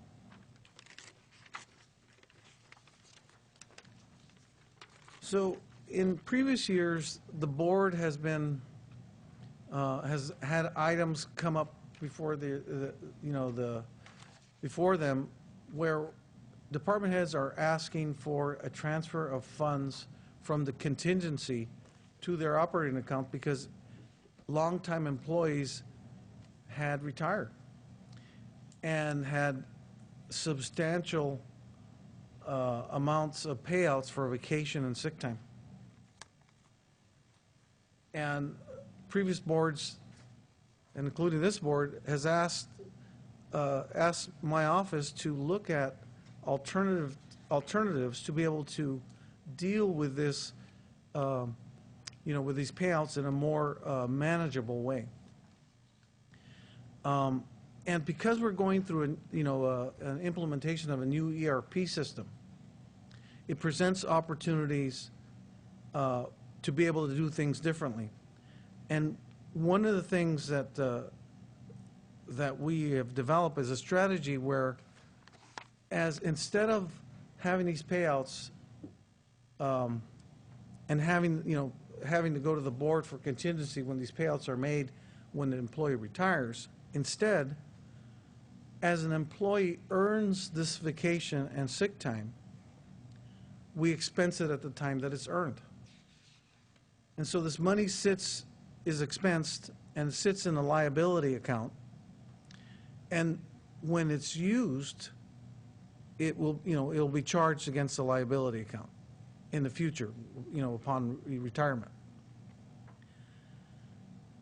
So, but unfortunately, in order to do that, it actually, increases the demands on the current budget. The expenditures increase in order to do this this new practice. And Melinda has estimated that for the current year in the general fund, we would need an additional $500,000 to initiate this new practice. Keep in mind that in the CAFR for 12-13, we have $3.1 million of unfunded vacation time. It's just vacation time. It's not even sick time. So, Joe Paul, are we looking at a $500,000 hit to the general fund for each of the additional years until we reach that 3.1 million? No. This practice would be, as it's earned, as it's earned in every year in the future, it will be expensed at that time. And so You know, and so when it's used in the future, not in the initiation phase, let's say with 2 or 3 years, and we're not really even sure as what that initiation phase, you know, should be, because this is something that I know of no other agency that does this. And in fact, our ERP installer, when this idea was brought up, said, you know, it's a great idea, but nobody does it. Really? Nobody does it because it's, you know, it's tough to start. Yeah, it is. It's tough to start because, you know, we're talking about $500,000 to start this thing. It's smart, though. But it will quickly whittle down that 3.1 million.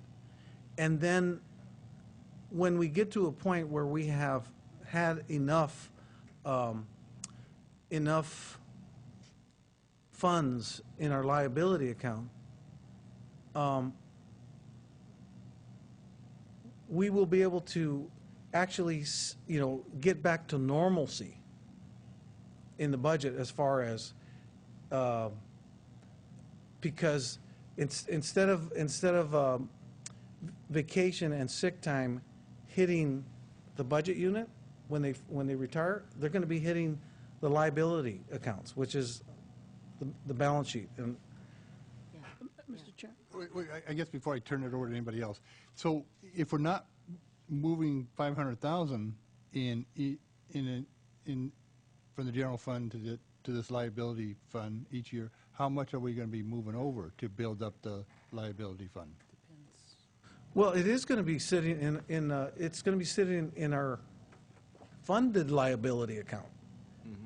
So we'll have that money available so that when employees do retire, it hits that fund. But we got to catch up. You know, But I guess what I'm asking is 500,000, if we do the 500,000 now, that's all we have to move into this liability fund, or do we have to keep building it? every year we'll be charging it in this way, in this manner. It'll be, you know, probably next year another 500,000. Or 100,000. It could be, as we do know that as you know, more years into the future, it'll be a smaller amount. But that's coming out of, that we're having to subtract that from the general fund, correct? Am I missing something? Yes, yes, it is an expenditure of the general fund during the current operating year. But for this 500,000, it's not the general fund money. Right. Well, it is, It because we're proposing that this money that's coming from the teeter fund Okay. is going to the general Doesn't matter how general long- purpose Doesn't revenue. matter which money goes farther, but it's the same thing. But it's the use of one-time money for this Yeah. purpose. It could go from one bank account to another, but it's the same. All right, so Supervisor Patel. Yeah, we're just trying to catch up on this accumulated vacation and sick time that we've never recognized as real dollars. And this is real dollars going to an account that's something that I've been, you know, I haven't been able to gather where people don't, other agencies don't do this. It's a real cost. And then when, you know, you have to cash that out, oh, well, we don't have the money. I've always felt that it should be recognized as part of your salary, whether, just like we do with, you know, the other benefits. And this is a good start. And also, when you have it set up as a separate fund, would it be something that, you know, once you have a cumulative amount of money, you would earn some interest to it as well? Well, it's a- So it it's would a help separate pay for liability. itself. Yeah. It's still the general fund, but it's a separate liability account out there in the general fund. And the general fund, of course, earns interest on Yeah. its balance. Yes. Mr. Chair, So I'm excited. Joe, I got two questions. The first one, if we were to transfer the fund money and classify it in the balance sheet statement now as a liability, will that money become, what's that word called? Unassignable? In other words, it's there, it can't be used for anything else but to pay vacation and sick time, right? It's not fund balance. Okay, so, perfect, that answers my It's, question. it's not fund balance, Then it's, the next question, because I know someone in your office at the end of the year is going to have to almost do yearly actuaries, because there are some people that are going to get salary adjustments or hourly adjustments, and so if they had a pocket of, say, 100 hours at $10 an hour, that's $1,000, and if on February they get a dollar raise, then their new liability or the county's liability has just increased to 1,000. We're going to have to make all those adjustments on a yearly basis, right? you know, we don't want to get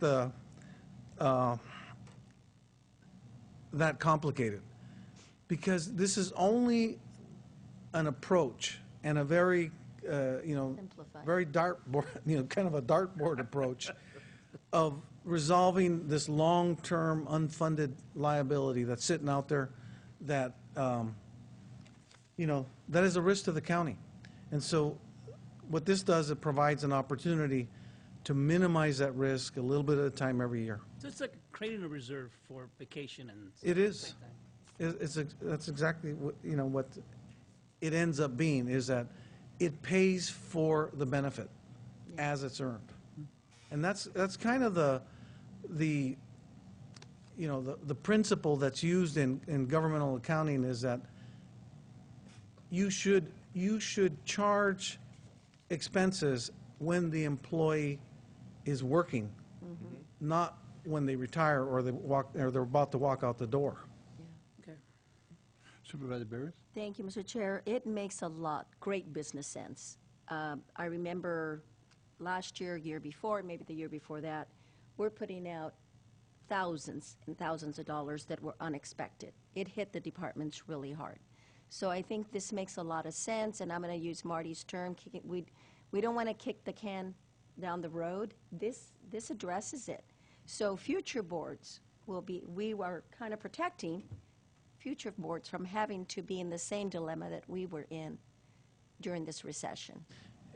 It does protect the future boards, because the system will have already incorporated the process to which these benefits are paid for. Yeah.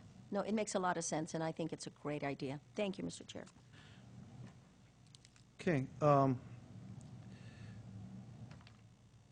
The other item that was brought up during a facilities meeting is that we have the old courthouse that requires renovation. And by the way, at that meeting, we talked about, we probably should rename that building something a little bit, more positive than the old courthouse.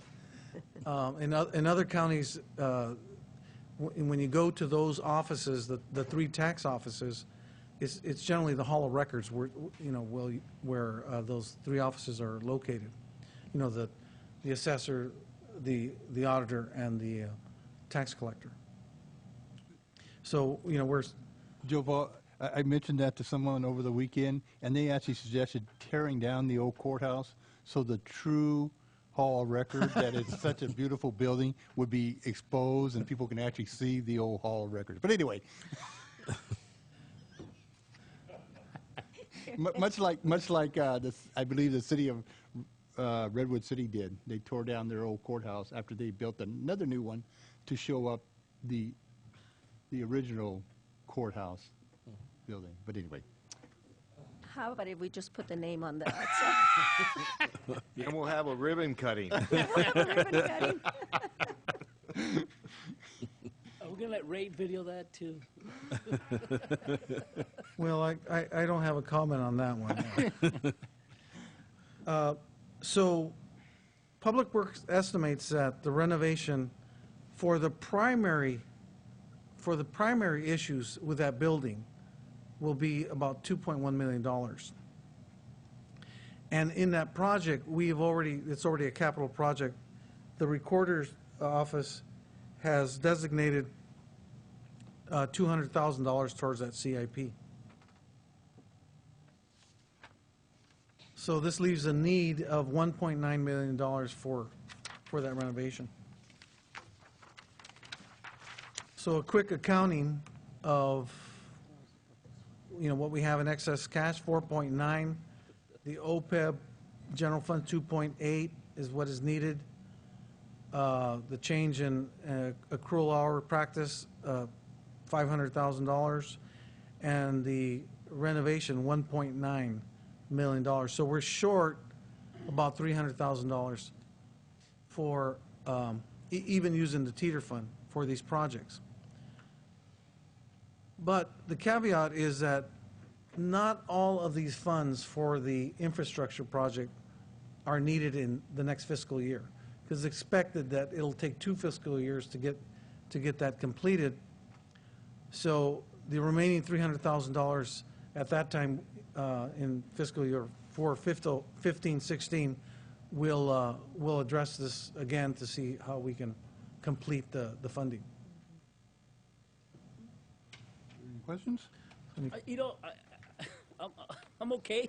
I just had a problem with the Hall of Records renovation of 1.9. I'll say it the way I feel. I don't know if I feel that comfortable using the money for that. That's my position.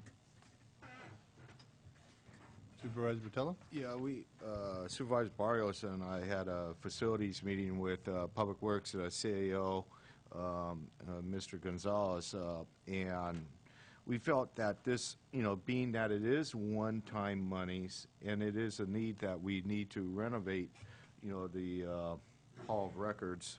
I'm going to start getting into the habit of saying that. It's a good use of these funds, especially with the present need that we have, and without any other better ideas what kind of revenue that we should utilize for the Hall of Records. This seemed to be pretty obvious and serve the most of our services that we offer at the county as well as the public. So that's what the discussion kind of evolved around. I don't know if Supervisor Barrios has anything further. No, I agree. Of the 3 main departments that we have that provide a lot of public service, I think your department, Joe Paul, is the only one that has money to be able to do the renovation.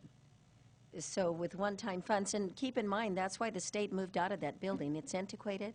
It has a lot of need for improvements, and this would be the time to address it, especially if we're going to try to grow those departments into more square footage. We really don't have any other way to do it except by renovating. So, thank you. And I think that we'll have many more discussions on this 1.9 million for the Hall record and how that's going to be spent and what that's going to accomplish. We'll have many more discussions on that. Right now, we're just kind of putting in a placeholder for the money, correct? Yeah, that's correct. And actually, out of the facility committee meeting, we actually had presented, or Public Works actually had presented multiple options. So this was actually the lower option. They were looking at, I think, $6 million and even somewhere in between for different types of renovations. So basically making it look not similar to across the street, but a lot more closer to a really modern building. But what the 1.9 million does is it buys us, just operations, working on cooling, on heating, on electrical, just the actual infrastructure within that building and making it sound. And also, too, we kind of kicked around ideas of actually having the entry having similar to Santa Cruz, where you actually walk in the middle of the building and you can go to a department inside the building. So that's kind of what we're looking at. But obviously, we'll be coming back to your board with more details on that in the future. Supervisor Rivas? Yes, so I think what's been expressed here in terms of what we're going to use these one-time monies for, I think is, is great. But my concern, as was addressed earlier, is using these funds and the potential liability we put ourselves in should we have a little, a downturn in the economy. It's going to place a burden on our general fund if something should, happen down the road. So that's just my concern. Is I know that the graph that you included, it certainly indicates that we do have the opportunity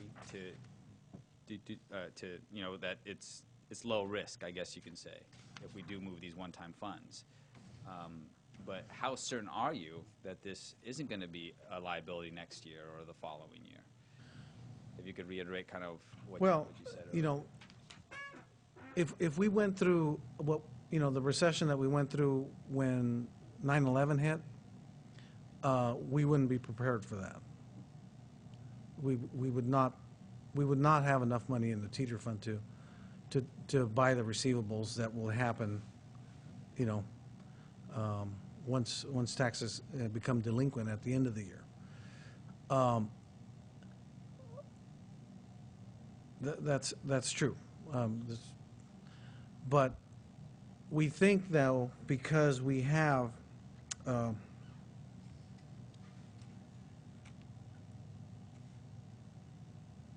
$3.8 million in receivables that will be converted in the next 2 years. You know, we'll be going, well, 3 years. We'll be going through where those receivables get bought out, I mean, we're paid off, and that becomes cash. So, you know, that will add to our cash balance immediately. So, and then the following year, that'll add another, you know, like another over $1 million probably. So it's like we're calculating over $2 million will be added to the 1.3 that'll be in there. So we'll be $3 million. If, you know, barring a major calamity, you know, I think it's relatively, you know, I don't want to say safe, but it's a relatively a good idea to use these funds that are just sitting there and not working on behalf of the county residents in a way that you know, provides better service to the, you know, at least with the infrastructure, in a way that meeting our internal obligations, that we're not getting further behind. That's true. That's my big concern. And I think that's why we haven't had this conversation before, is because I've played it very safe. We wanted to make sure that we were experiencing a recovery, and we're actually, you know, the economy's, you know, doing much better.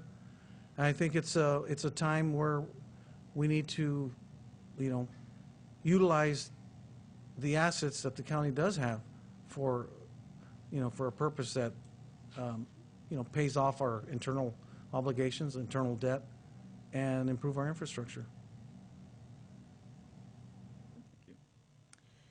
I have a question to follow up on yours, because we are seeing some trends, you know, with every, how long have we been on the teeter program or plan? You know, I don't know the exact date of, or when it was actually initiated. I really don't know. But because of But I will find Supervisor- out, because I was wondering myself. Yeah. But I just didn't have the time to do the research.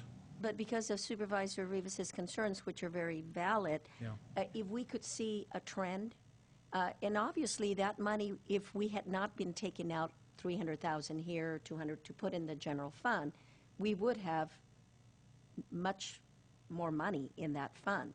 So we have been taking out Yes. money every year. It's been supporting the general fund It's been every supporting year. the general fund, so it has to be, otherwise we would have maybe 10 million or more, who knows how many more dollars we'd have in there. Or I'm sure it'll be substantial But it's sum. good to have these trends, because now we know that even during a really low economic, you know, situation, as we had in 8 and 9, we were still, and we did have a negative, we were, because of all the other funds that we have in there, I'm assuming school Yeah. districts and that sort of thing. No, not the schools. Not no, the schools? no. Okay. Who is in there?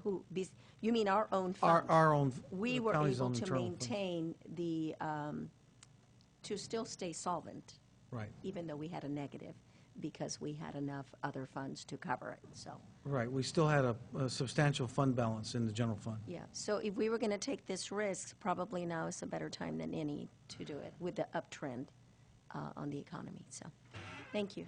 Supervisor Patel? Yeah, and, you know, basically the breakdown's right there. this is what we owe anyway, and it's a liability to our general fund, and further we get behind on OPEB, the more expensive it is, and if you could pay down on that debt, it saves us on the other side as well. So I think it's a pretty prudent approach for this money right now. You know, to the point that Supervisor Rivas brought up earlier, there are other counties that use all the teeter revenue as it's earned. Really? Hardly any money's in the teeter.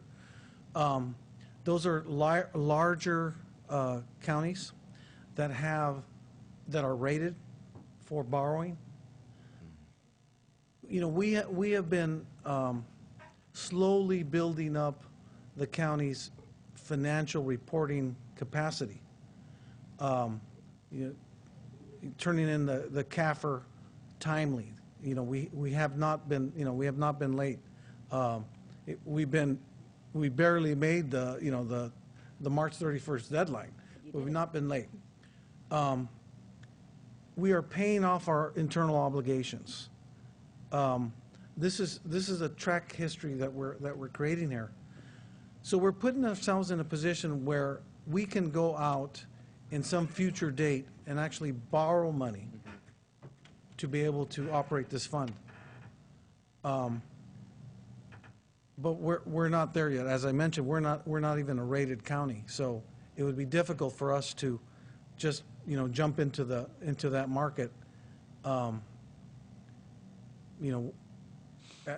this time. But I could tell you that we are well on the road to be able to doing that in the next next few years.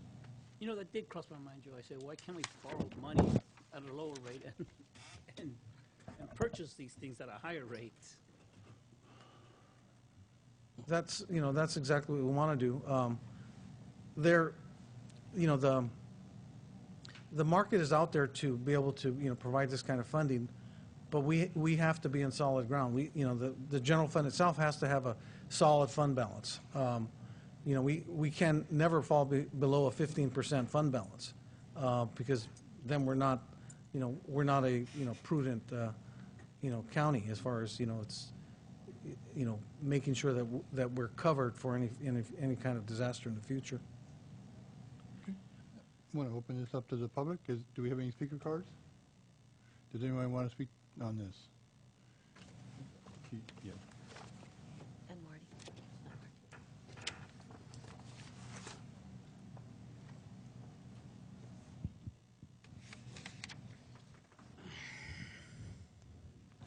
Vern, Manskisa. By watching all this right here, this which where the program thing, what is it called? Let me ask the question: Why if this money in that fund been for years, and now is just have a this fund just charge the finance of the county, and then one thing that I've been observing too. Our county in this city and seeing county that does off. Like I said before, he went, if you see him watch the board right there, he's on 2008, 2009, no more than 2010. Then it was 11, 12, right? Bedina died 2012 until 11, 12, 13, 14, and next year 15. What you guys need to do, because what we need to do to strengthen our city and county, because that's found right now, the county's Canal City, right? So I found it last week too, not last week, week before that. To clarify right now, for Joe, Paul does charge of camp finances. So the one thing I want to ask you this one bad move, borrow money. You never want to borrow money, want to create revenue, not borrow money. And that thing too, what gets me that I've been watching this year. You guys love growth. I say loves growth, right? But I've been watching the maneuvers, the tactics, and right, the land developers don't pay their fair share. Property tax sit on that part. Because when they ask questions, because if you look at this, we have city lawyer, and now we got our city lawyers, county lawyer, right? But not that part. All makes sense. But what I'm trying to get at, what's the money from and I saw on this one, right? All this, every hooking fee on a house in that city, right? And the county went there. When the county, what? The land's from the, why is the land from the county going to see, right? Because guys are connected. That's why. Let's find out right now. But what I'm getting at, then what's the money, the $23,000 every unit, the house that can be built, and see, where's that money at? $23,000 each unit. Depends how big the unit is. Thank you.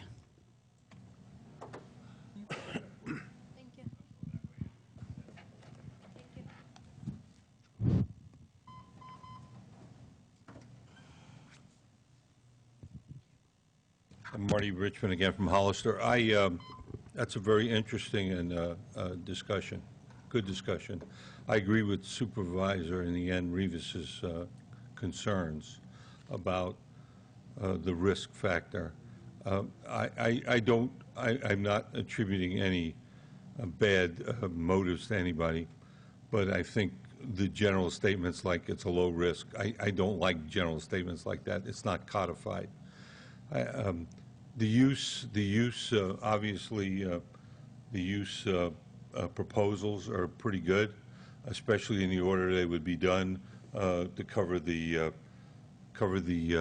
liabilities for sick and vacation, to cover OPEB as priorities, and maybe the third priority for the Hall of Records, new Hall of Records, whatever you call it. But I would like to know, and I trust Joe Paul's judgment a lot. I think the board should direct him to go back and try to determine at what level the risk is. How much do we have to keep in the fund to be only at 10% risk? How much do we have to keep in the fund to be only at a 5% risk? In other words, a 90% confidence that we're safe, a 95% confidence that we're safe. And then consider not doing it all. If you have to, hold back on the courthouse funds for a year or the Hall of Records funds for a year. You said you wouldn't use them anyway. And then, and just try to stay at that risk, try and stay at that risk number that you've had codified as a dollar number, not just, oh, well, it's a low risk or it's a high risk. And I trust his judgment. I think he's done an excellent job on all of this. I know that's a difficult thing to do. But there has to be some number in that fund because there is always some risk that things will fall through. Now, if we could find other funds that in an emergency could be lend money to the Teeter Fund to cover the Teeter account so that we, for a year or two, we've probably seen the worst of it, then we're probably okay. But if those don't exist, I think you have to have some idea what the number you need to keep in that fund is to be only running at 10% risk or 5%, whatever number you decide. I would like to see that codified, so I think there's one more step to do. But other than that, I think using it for those purposes is excellent. Thank you for your time. Thank you for your work. Is there anyone else from the audience that'd like to address this item? Seeing none.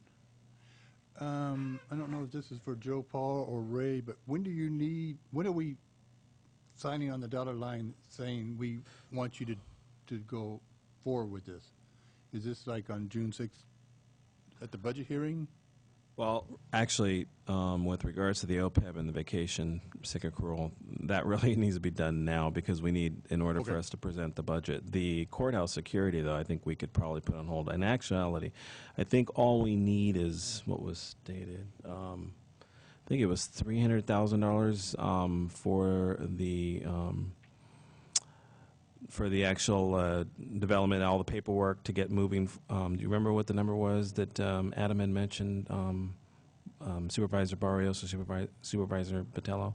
Was it For 200? what now? For, Remember all the drawings, getting, Oh, yeah, yeah. the soft cost part of it. Remember he was going to start working on it now, and then next fiscal year, we would actually start moving forward with doing the build-out. I don't remember the dollar amount, but I do know that it would take, that he did say it would take about a year.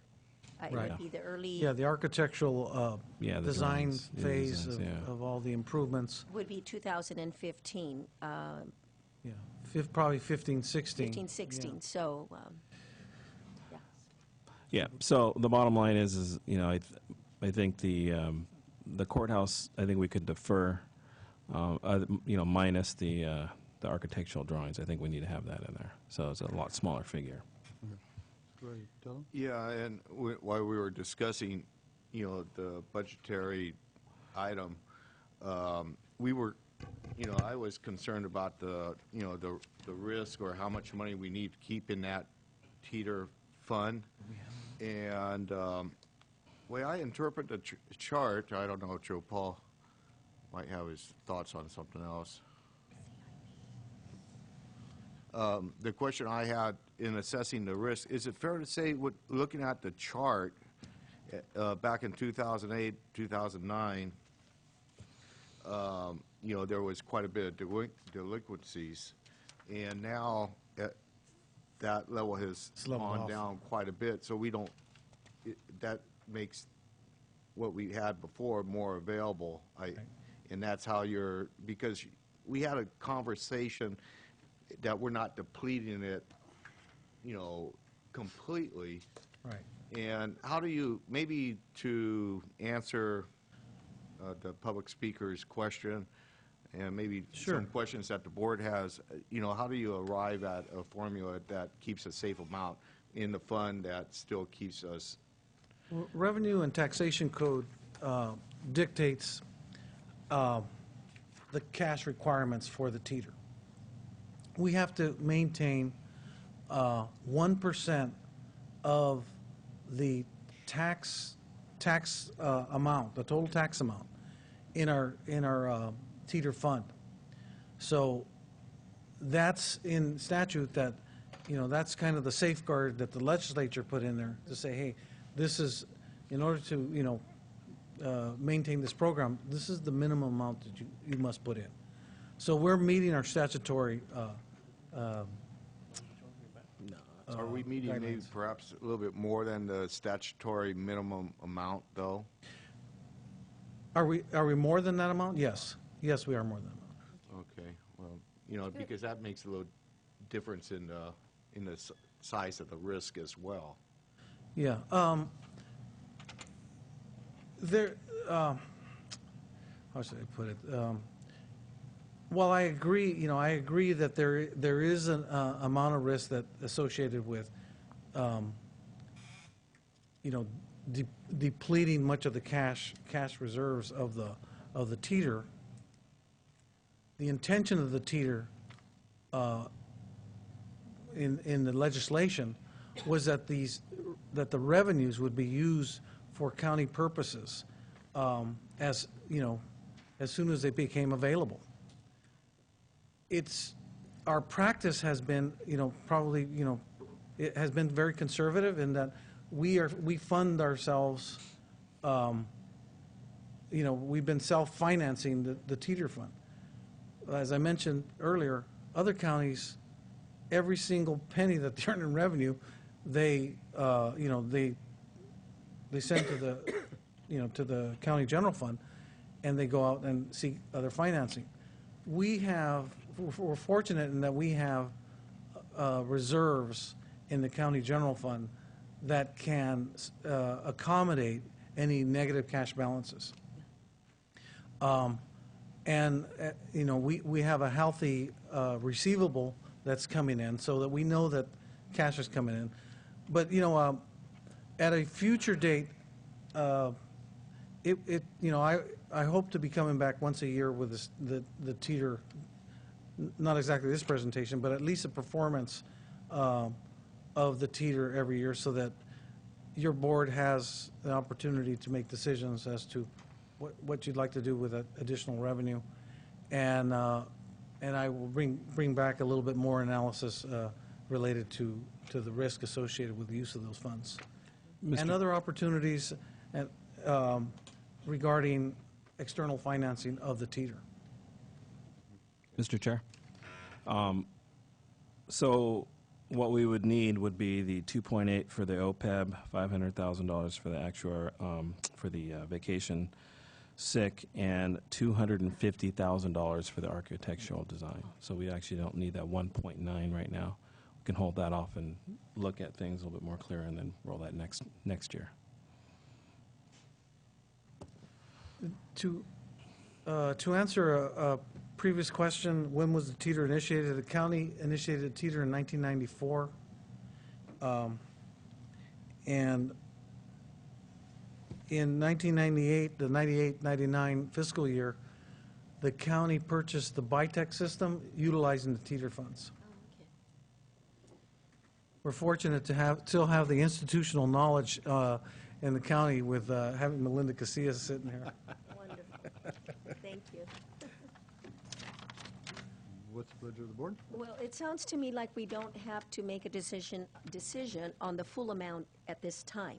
Is that what I'm hearing? That we could do, instead of putting the 1.9 million for the courthouse in this bottom line, we would put only the 250. And then we could, so that would reduce the amount that we take from the teeter fund? That's correct. To this year, and then we do the difference the following year, Joe Paul, is I that the right? think 250 is already, is existing funding outside of the teeter. Oh, okay. So we really do need to move forward then with a full amount at this time, if we're going to do it at all. What would be budgeted in the next year's Yeah. budget for the whole amount going to OPEB? The actual work's not going to happen until the following fiscal year. Okay. So For the architectural, you said. the architectural design and presenting that to your board, we have to have that in this fiscal year. This fiscal in year. order for us to be ready for the actual work the Okay. following year.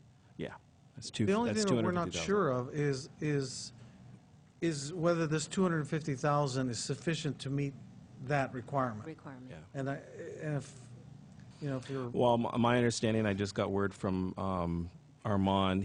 Adam he's watching this right now. He stated that there's $250,000 is the actual number that we need. So that was. okay. So it looks like then the board has an opportunity to hold off on the additional money that was, that would have been transferred into the CIP at this time. You can actually wait till the following fiscal year for that purpose. But for the sake of the teeter fund itself, we would still be looking at the 4.9 million. Is that correct?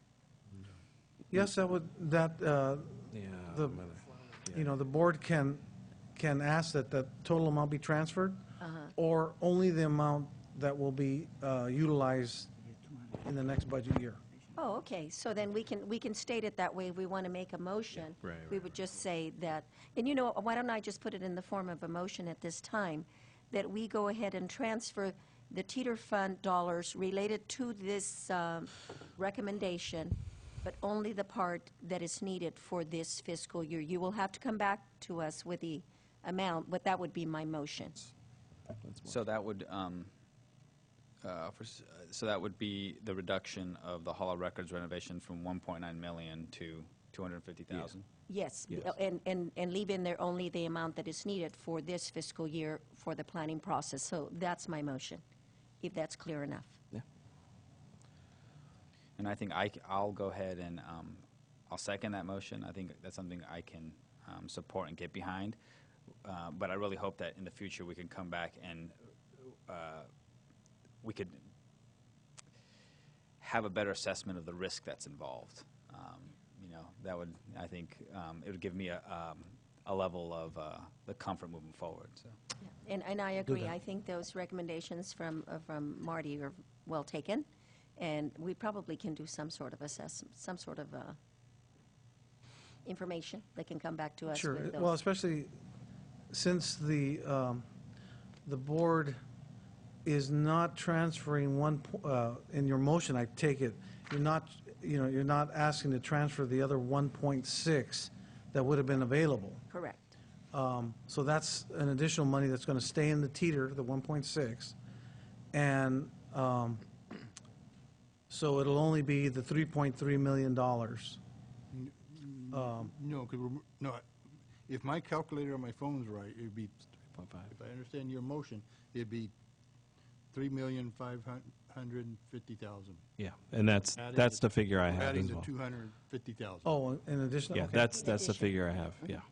Okay, and I support your additional request, Supervisor Rivas, for that. So we have a first and a second. Okay, so do we have clarification of the motion? Are we actually adding, are we putting in the amount of 3,550,000? We can. In the motion? We can. Okay, all right. So we have a first and a second. All those in favor? Aye. Those opposed? Passes 5-0. So I have a question of the board, and I kind of want to, I was hoping we'd get done by noon with this. I don't think we're going to. Might. Well, okay, I'd like to take a break, so do we want to take a 10-minute break and then go forward with, and then just finish it up before we break? Do we want to break for lunch for now, come back? I have lunch at 12, Mr. Chairman. I can't break that lunch. We can continue. My recommendation is just to continue and be done at noon and not take a break. Not take a break now? That's my recommendation. But And then try to get done? Okay, then, very good. Ms. Espinoza? Yes, thank you, Mr. Chair. We're on item number 4. We have Sarah from our administrative office here to present this particular item to you. This is with regards to the county looking at PARs, and we also have Mitch here to help us with the presentation. Sarah? Good morning, Chair, Supervisors, Executive Staff, members of the public. Sarah Fontanos, Management Analyst for the County Administrative Office. Today, I'm asking the board to look at diversification. Diversification of our OPEB trust services, diversification so that we can optimize our return on investment for our OPEB services. Currently, CalPERS is our sole provider. They basically hold our assets that pay for our other post-employee benefits, OPEB. Learned that one, thank you. We would like to be able to determine whether or not PARs can outperform CalPERS regarding return on investment, basically. And our proposal to do that is to take our employer payment and split it 50-50 between PARs and CalPERS. That would basically enter us into a 3-year agreement with PARs. After 1 year, the county would like to perform an evaluation on services between those two to determine the outcomes. If we determine that is satisfactory, then we would continue with that 3-year agreement. Otherwise, if dissatisfied, then we would have the option to terminate the agreement with 30-day notice. I'd like to emphasize that diversification is not new for county government. Shasta County actually did something very similar with a 50-50 split of the payment, and diversity is not actually new for other services that we have within our own county. So before I return it back to the board for discussion, public comment, questions, I'd like to introduce PAR's Executive Vice President, Mitch Barker. He's going to provide a presentation on specific benefits that PARS offers. And at the close of his presentation, I'd like to return with a specific request to the board in order, if decided, to move forward. And then have any questions answered with the support of the CAO and auditor. So, Mitch?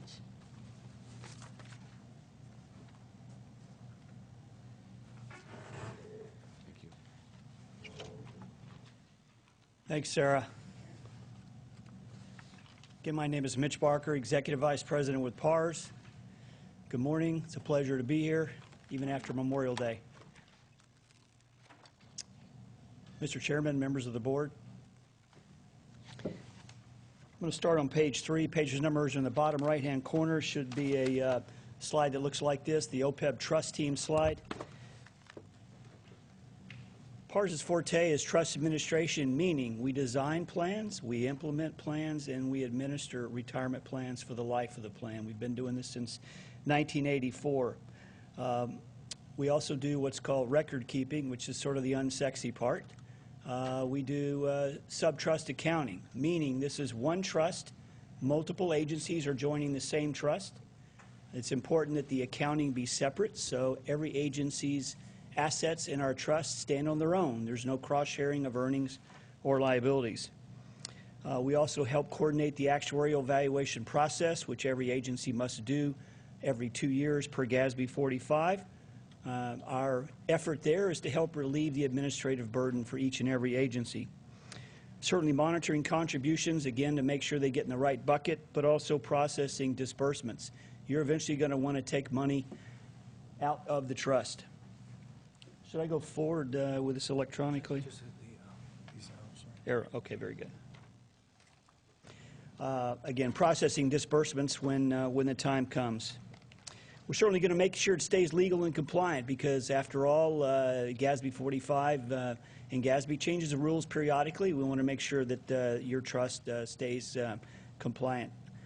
U.S. Bank is our trustee, fifth largest commercial bank in the U.S., very safe. When the government does their stress test ratings, they get the highest ratings. Their job is to keep the money in a walled-off trust. It is not accessible by creditors, and they disperse the assets when needed. Highmark Capital Investment Team is our asset managers, and they've been doing that for 18 years with us. They're a fantastic organization. They are a subsidiary of U.S. Union Bank. They have what's called an open architecture platform, meaning they can choose any fund in the universe. There's 14,000 out there, and it's their job to pick those. And finally, investment policy assistance.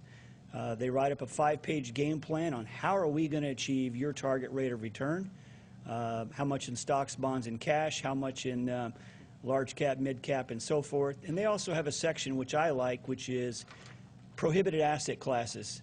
They will put in that document the classes of assets they cannot invest in, such as precious metals, raw land, and so forth. The next page is a listing of our clients. We are the #1 provider, private provider of this program in California and also Texas, where I'm from. I'm very proud of both of those.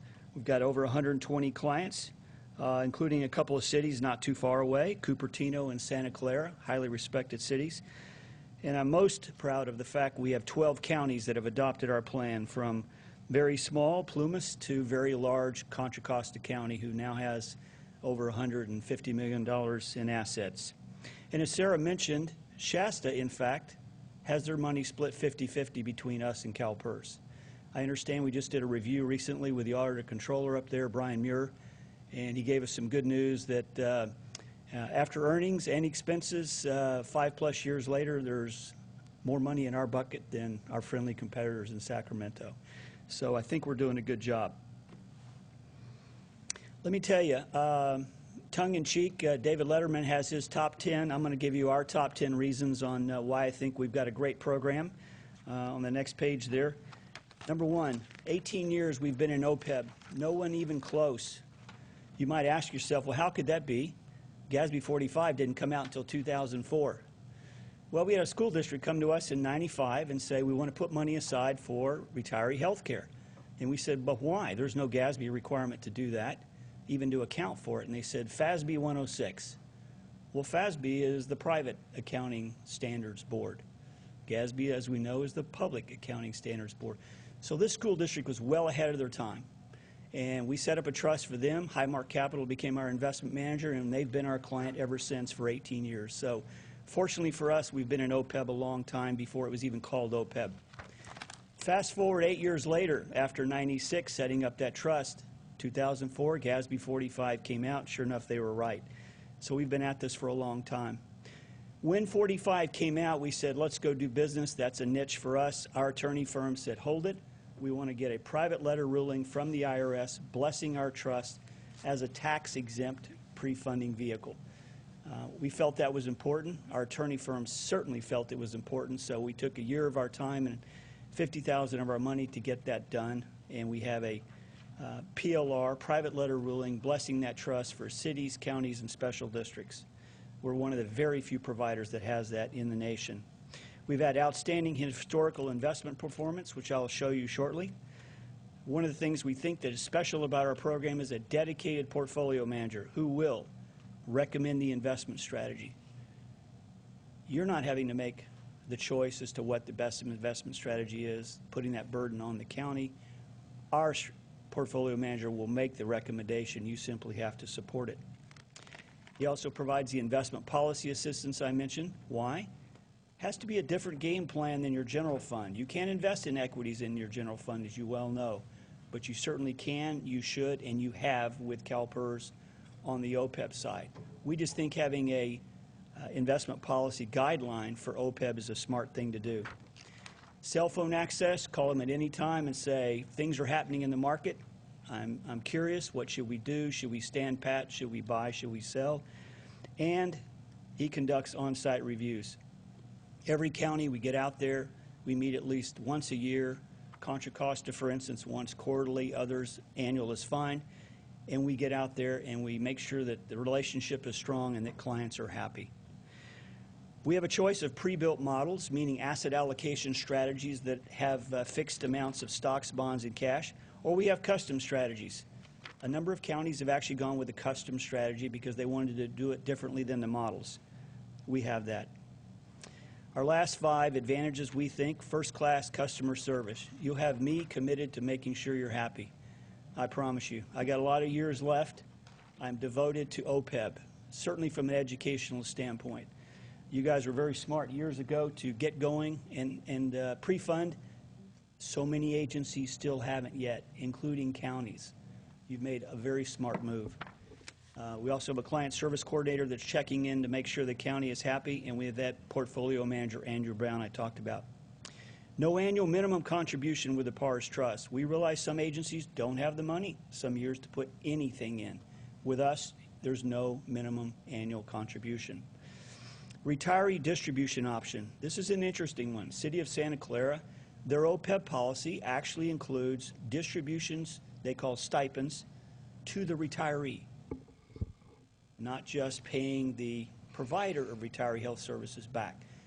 We can do that. We've taken over that administrative burden from them. They are very happy because that's 200 checks a month that go out. If your policy either now or in the future were to include stipends, direct payments to the retirees, we will take that over for you if you like. 30-day termination option with no fees. Sarah mentioned that. Legally, we're easy to leave. Hopefully performance, we're going to make it tough for you to want to leave us in a year. And the last thing, and this is a fairly new development, but it's exciting, you can use this same 115 OPEB trust for also pension obligations. We've had a number of agencies come to us in the last year and say, you know what, including one that said about a month ago, he said, we've saved up all this money, we paid CalPERS, they spread it over 20 years, and it made 0 difference in our rate. We want to set money aside into a trust like yours, earn a significant rate of return better than our general fund, and we decide when we pay CalPERS. You'll be able to do that with our trust if you like. Separate fund for pension. Returns, you know, the proof's in the pudding. So on the next page there, we're showing our returns versus CalPERS. They have 3 strategies. We have 5. So I've matched up our 3 that's most closest to their 3 in equity. And you see the returns over 1 quarter, 1 year, 3 years, and 5 years. Strategies 2 and 3 of theirs have not been around that long, so they don't have 3-year and 5-year history. But as you can see, we've done very well versus our chief competitor. And not surprisingly, Joe, being very thorough, Joe Paul asked me to compare exactly to CalPERS for this same period of time as they've been in the trust. And that's our last slide. Our capital appreciation strategy earned a bit more than theirs, but you've got to take out the fees to consider net return, and we're almost the same over that period of time, from July 1, 2009 to December 31st, 2013. So in summary, I'd like you to give us a chance. As Sarah mentioned, the precedent's already been set. Shasta County has got their OPEB money split between 2 providers. Secondly, your 457 deferred comp. I understand you have had 2 providers and you brought on a 3rd provider recently. So in fact, on the deferred comp side, you've spread your assets or will be spreading your assets over multiple providers for diversification. And obviously, the key point of diversification is it lowers risk. So we'd appreciate the opportunity to earn your business in the near future, and then let's hope things look good after 1 year. Any questions? Any questions of the board? I know we've kicked this around a number of years and have had past presentations, but I don't know if you've come down or Not in another front of the board. representative from PARS, I know.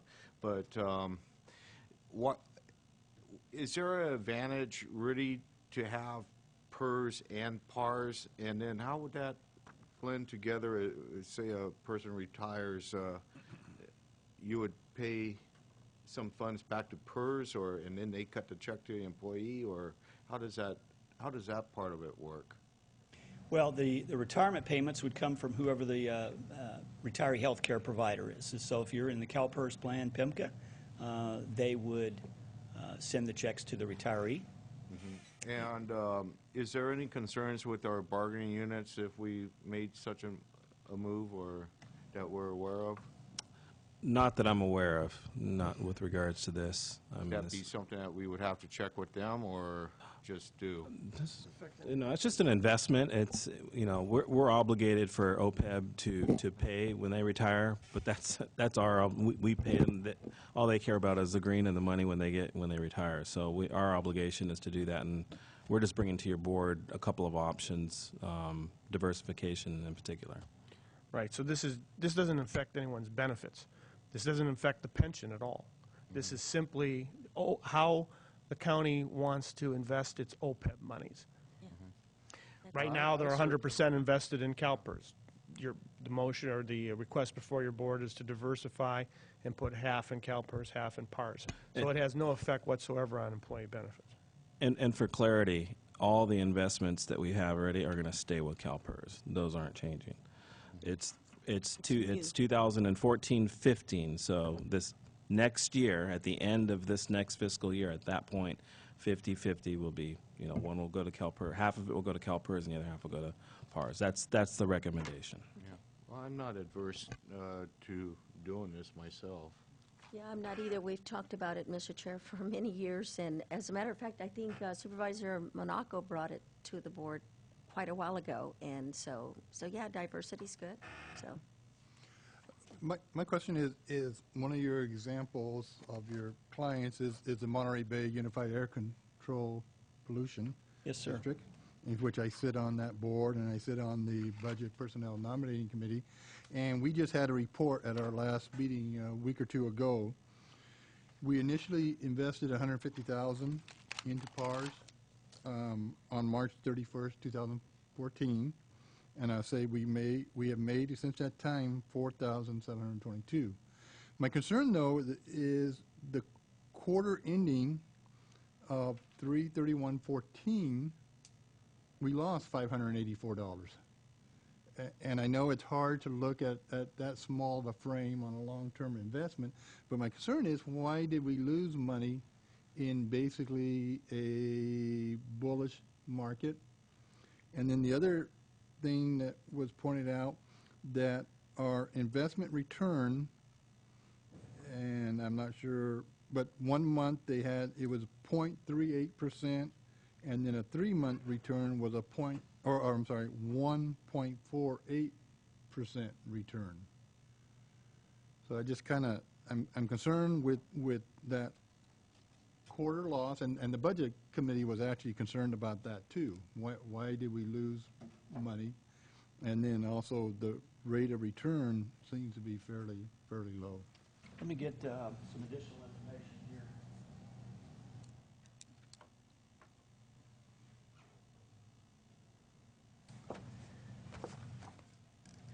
I'm not personally familiar with the returns of Monterey Bay.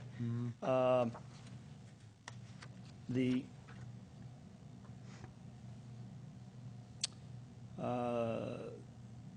quarter returns ending March 31st ranged from 1.29% to 1.33%, depending on which strategy. So the first quarter was a positive quarter. It wasn't a home run like 2013, but if you'll remember, January was, in fact, a negative month in the market.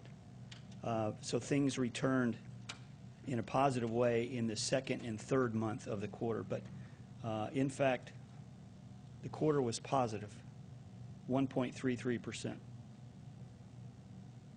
So I'm not sure, when you say negative, I mean, that implies loss, but I'm looking at the actual returns for the first quarter of 2014, and they were positive. Okay, 'cause, again, the report we received from the staff was we lost $584. Now, is it possible, Mr. Chair, and maybe Mitch could answer this, that you have pre-built models and you have custom strategies available? Is it possible that they chose their own custom strategies and that may have... No, I think, I'm just wondering. question, Supervisor Barrios. Since they're a small agency, it would have been more logical that they join one of the pools. Okay. So that they enjoy the economies of scale associated with Right. pools. So I have all the quarterly performance sheets through March 31, and they're all positive. So if it were one particular statement, Mr. Chairman, for the month of January, it's possible that particular statement, which does go in our reviews, might have showed a negative because January was down. But again, for the whole quarter, it was definitely up. Is there any other questions from the board? Open this up to the public. Anybody from the public?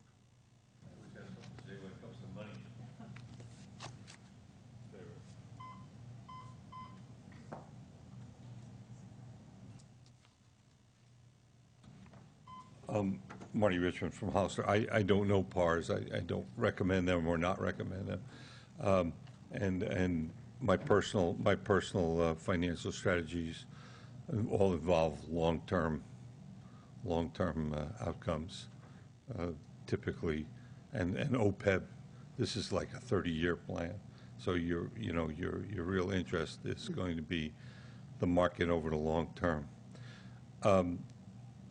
The only thing I recommend is that someone make a couple of phone calls to those people that are currently the customers of the PARs, if we haven't done that, and discuss it with the financial officers there and get their views concerning their experience with PARs, and considering that, and obviously, I'm sure we've taken a look at the letter mentioned by the gentleman concerning their tax-exempt status, and use that as, after all, there's nothing better than a satisfied customer, in my opinion, to show how you're doing. I do believe in diversification, both personally and for the, I think it would be a good policy for the, you don't always get the best return, but you often get the least loss when things turn bad,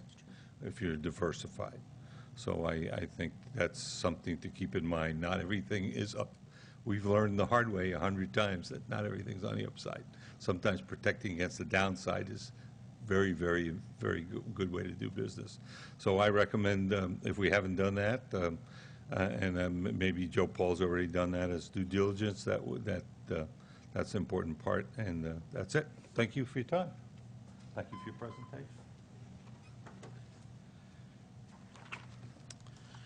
Well, in fact, I have spoken with other auditors, the auditors from Solano County and Sonoma County, and Contra Costa County, and all of them are pleased with the service provided by PARS. And as Mitch pointed out, PARS offers additional services that is currently not available with PERS, And if the board decides to go with this avenue, it's because you are going to see additional services. You may see a higher rate of, rate of return, but I'm not expecting that. I'm expecting the returns to be on par with PERS, no pun intended. But I think what we're doing in this recommendation is that we are simply diversifying the county's assets in the form of this, irrevocable trust, and having, sharing those assets with another agency who does this for a long time, has been doing this for a long time, and does a good job of it. And it would be my recommendation for the board to initiate this process with, as suggested by the CAO, Espinoza, that we do kind of a pilot project, where we start off with, hey, let's put the same amount in PERS, the same amount in PARS, and let's see how they do. And so that your board can have a comfort level to see, to ensure that, PARS is,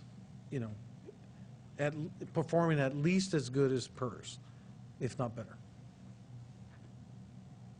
Supervisor Patel? Yeah, well, if nothing else, it sets PERS on notice and makes them a better agency as well. But I'm happy you did the research, and I'm not surprised by that. And I don't know, Supervisor Mario. I'm ready to make a motion. And Yeah, no, and I will second your motion, but what I'd like to say is that I really want us to look into this other opportunity of pension fund investment or obligations that that would be another opportunity that I would like us to see explore, so. That was one of the services that that PARS offers that I had previously discussed with Mr. Barker, and that also caught my attention as It caught mine. because as you know, our treasury pool rate is very, very low, and some of the rates that can be earned in these private investment funds are substantially more, and we can actually make the county's dollars work a little bit harder, and relieve some of the burden from the general fund and from other funds as well, as we look into that possibility. if that's, Before you make your motion, I just want clarification that we're into a 3-year agreement with them, but we have the clear option of pulling back out after 1 year. Yeah, we have a 30-day, notice clause in there that we can terminate the agreement within 30 days. If somehow, the board was not pleased in some way, the board has that opportunity. I'll make a motion to adopt Resolution 2014-48 and appoint the county auditor as plan administrator and authorize the plan administrator to execute the agreement and direct the staff to return back to the board with an annual evaluation after 1 year. Second? We have a motion and a second. All those in favor? Aye. Those opposed? Aye. Passes 4-1. Thank you. Okay, Mr. Espinoza? Okay, so in the light of time and lunch, we'll maybe be pretty quick on item number 5. This is a financial update. It's not technically a third quarter report, but we're just giving you an update of where we're at financially with the county up to date.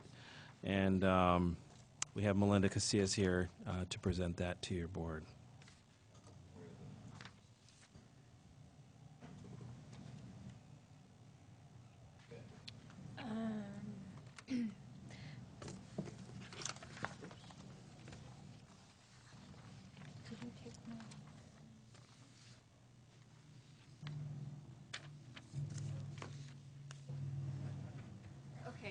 I handed out some new financial updates. I found a typo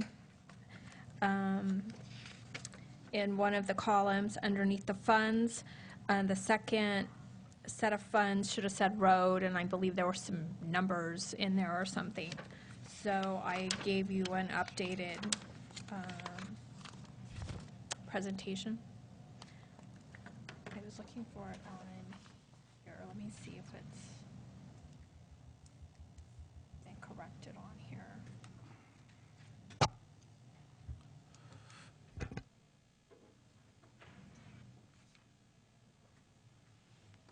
That's not it. Anyways, let me quickly go over the update. The update is as of April 30th. And at that point, we're at 83% of the year has passed. I didn't do a full, we just recently gave you a third quarter update, and so I wanted to just give you a little bit of an update as to where we were currently in various funds. Take, for example, the general fund. We're showing 60% received of revenue budgeted and 77% of expenditures. The second line, which says adjusted, which would make us at 75%, there are some funding within, here we go, look for it. Okay, I think it's down here. I think it's one of my PowerPoints down there.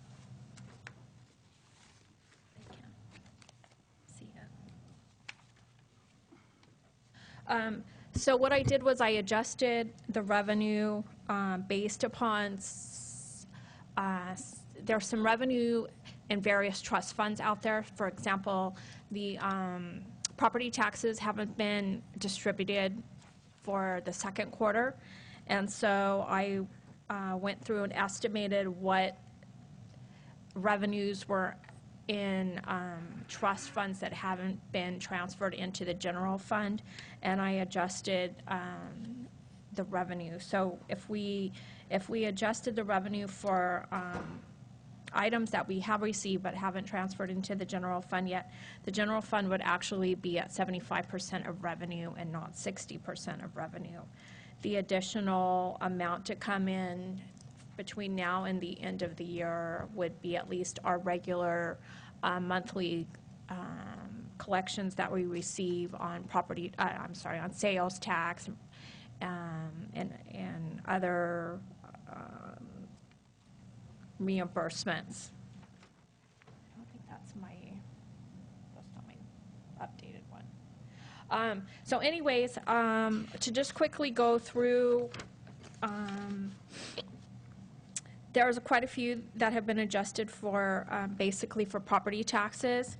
And so if you look at the second page of your handout, the bottom line is that overall the county's revenue is at 68% of what was budgeted, and expenditures are roughly at 73% of what's been budgeted.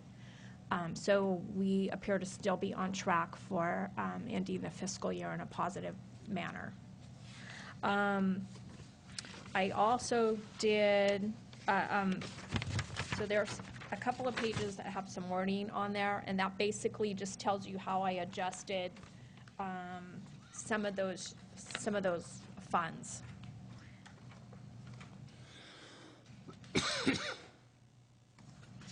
Basically, okay, so for example, if you look at this page, I think it's titled number 4 in your paper, in your packet. For example, the mosquito abatement fund, emergency fund, or emergency service fund, and fire contract fund, you'll see some adjustments to revenue on the previous pages, and those were for adjustments based upon second quarter property taxes that have not been distributed into their funds yet. So this will basically, these basically tell you how I adjusted some of that revenue to make it look a little more accurate at this point. I also did on page number 6 of the presentation. I didn't hand out new ones of those. Let me look. Page 34 in your packet. Oh, here are the page numbers. Okay, I'm sorry. So page number 34. Okay, I did an analysis of salaries.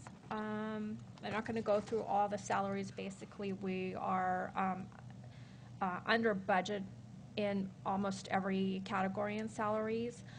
I did make a few notes. For example, the sheriffs, if you look at just their salaries, their temporary help, and their overtime, they appear to be over quite a bit in overtime. But if you look at their whole, if you look at all their total salary that was budgeted, they're actually at 76% overall in their budget. The same with the jail, it's actually at 78%. If you went specifically to the CSWD fund and looked at their temporary help, you would see, oh my goodness, it's at 209%. There's actually some missed postings in there that we will correct by the end of the year. And so overall, they're at 86% of the year.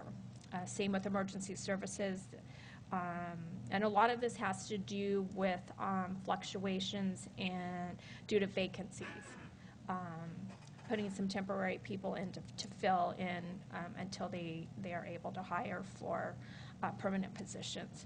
And so so emergency services is at 86% overall, excuse me, in their payroll budget. Migrant camp, we're still working through that issue last year where we had a long-term employee retire. And then victim witness, their temporary help is at 100%, but overall their budget, if you compare their total salary budget, they're at 78%. So as you can see, almost pretty much the entire county is under budget compared to what we have budgeted in the fiscal year 13-14. So we're estimating that salaries will come in under budget overall for the whole county. Any questions?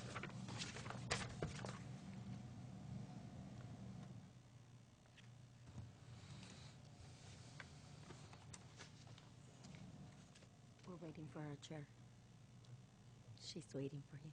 Are there any questions? We're good? Okay. Any questions from the public?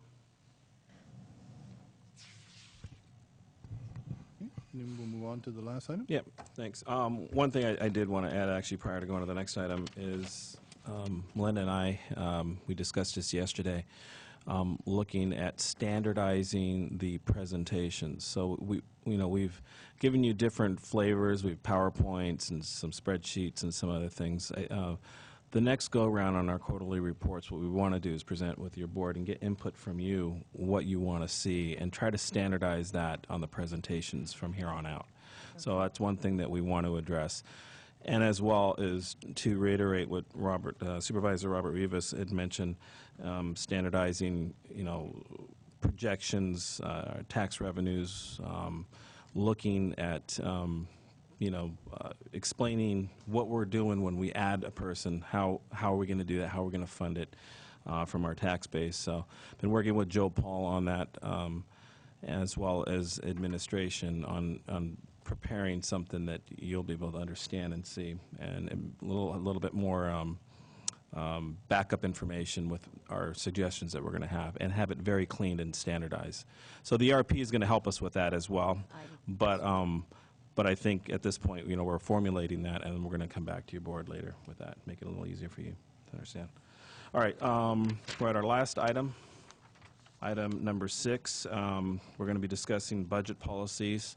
We hope that this doesn't take too long, but we have Melinda Casillas here as well to discuss this with you. We've made some changes from last year and some other suggestions that came in earlier this morning from Joe Paul that we may highlight as well. But Melinda, go ahead.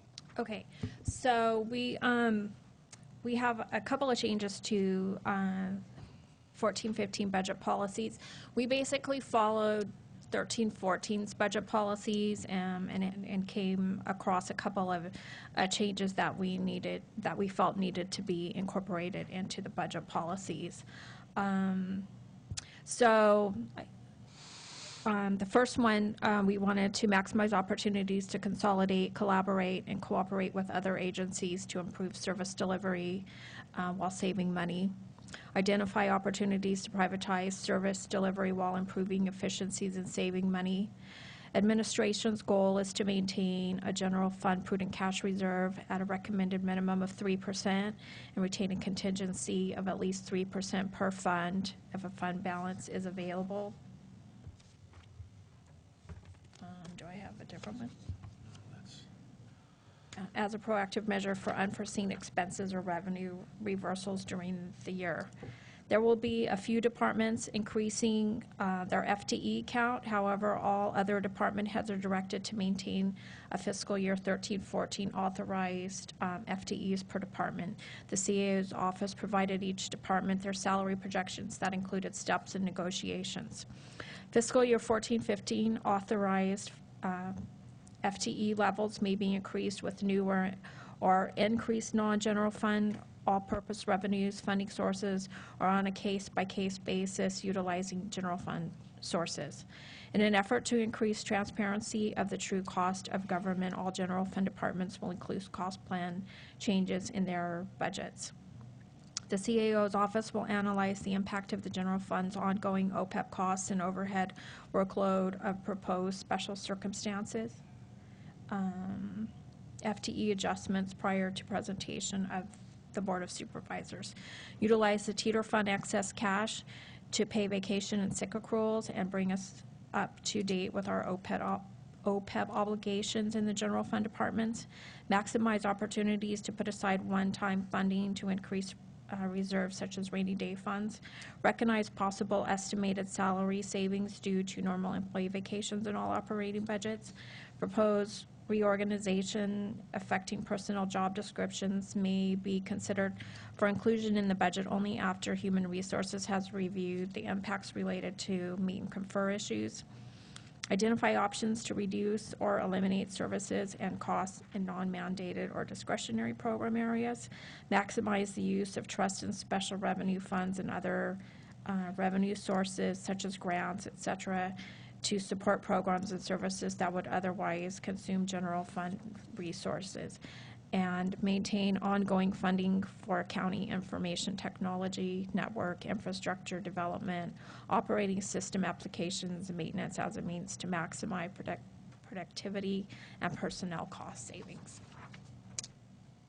Are there any questions? There was one correction I wanted to highlight, was in the third item, administration's goal is to maintain a general fund prudent cash reserve at a recommended minimum of 15% GFA standards. Because I was saying 3% was a little, I had that highlighted, and I thought 3% was kind of low. The typo. Okay. I have some recommendations, Mr. Chair, just in some changes on the wording. On number 3, the one that you just talked about, Ray, Yes.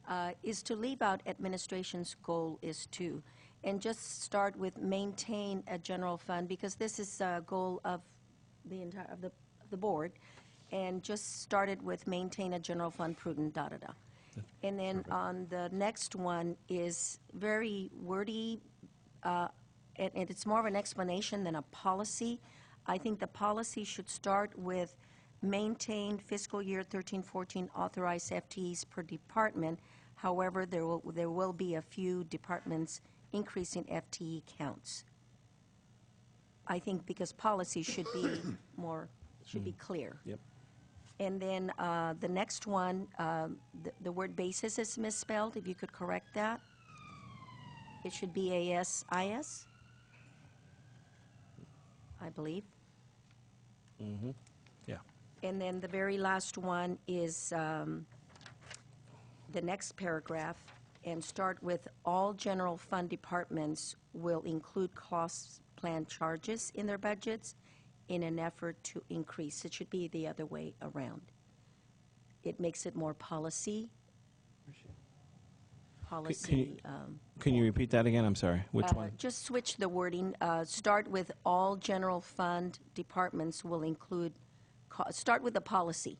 All general fund departments will include cost plan charges in their budgets in an effort to increase. So you're just going to reverse it. Okay. To start it off with a policy statement rather than an explanation. That's it. Thank you, Mr. Chair. Supervisor Patillo? Yeah, also maximize opportunities, put aside one-time funding to increase reserves or rainy day fund. Do we have that, a fund already established that we don't? Have we had one before? No? In fact, the changes that I had suggested were the ones that Supervisor Barrios just mentioned. In addition to, so that one would read, in my suggested language, adopt the rainy day fund with one-time funding opportunities as these opportunities present themselves. Okay. That's a, kind of a policy recommendation. That's good. And the other suggestion I have when we adopt this formally, I really think it should go in the budget book as well. Just so, I kind of like looking at the last year's policies and compare them to this year and see what the changes have been. And perhaps once we adopt it, it could be part of the appendix, or I don't know, something in our We'll make sure that happens. Yeah. Yeah, And we'll note that for you as well. Okay, Yeah, thanks. Good enough. We include that every year in the budget. You know, one other thing to clarify the third paragraph. If you just write maintain a general fund that obligates us if we can't meet it, we probably need to just have a word in there, Yeah, it needs to be something else. maintain the goal of a general fund prudent cash, however, but to make it not so. Required, like a requirement, yeah. Exactly, not like a required, Not but like a as more. So however you want to word it so that it isn't so. Yeah, discretionary, yeah. So required. Okay. Because we certainly will try to do that, and that'll be our goal, but we want to have that flexibility. We'll word that, yeah. Okay. And do we have to adopt these now, Mr. Chair, or can we just review them and come back? Why don't we do this? On June 3rd, we'll come back, and then we'll make these edits, and then you can review it one more time, and then we'll request you guys to adopt. Yeah, That gives you a little time to, will give us time to rewrite it, and then gives you time to look at it and ponder over Very it good. again. Thank you, Mr. Chair. Unless anybody else on the board? Okay, I have one question. And then whether Melinda or Ray, on your next to the last one on the bottom of the first page, or the front page, identify options to reduce or eliminate services and costs in non-mandated or discretionary program areas. Do you have any examples of what that might be? I'm sorry, say that again. You're going to need to speak up louder. I Oh, didn't okay, hear. I'm sorry. So you have identify options to reduce or eliminate services and costs in non-mandated or discretionary program areas. Do you have any examples of what that might, what those services or programs are?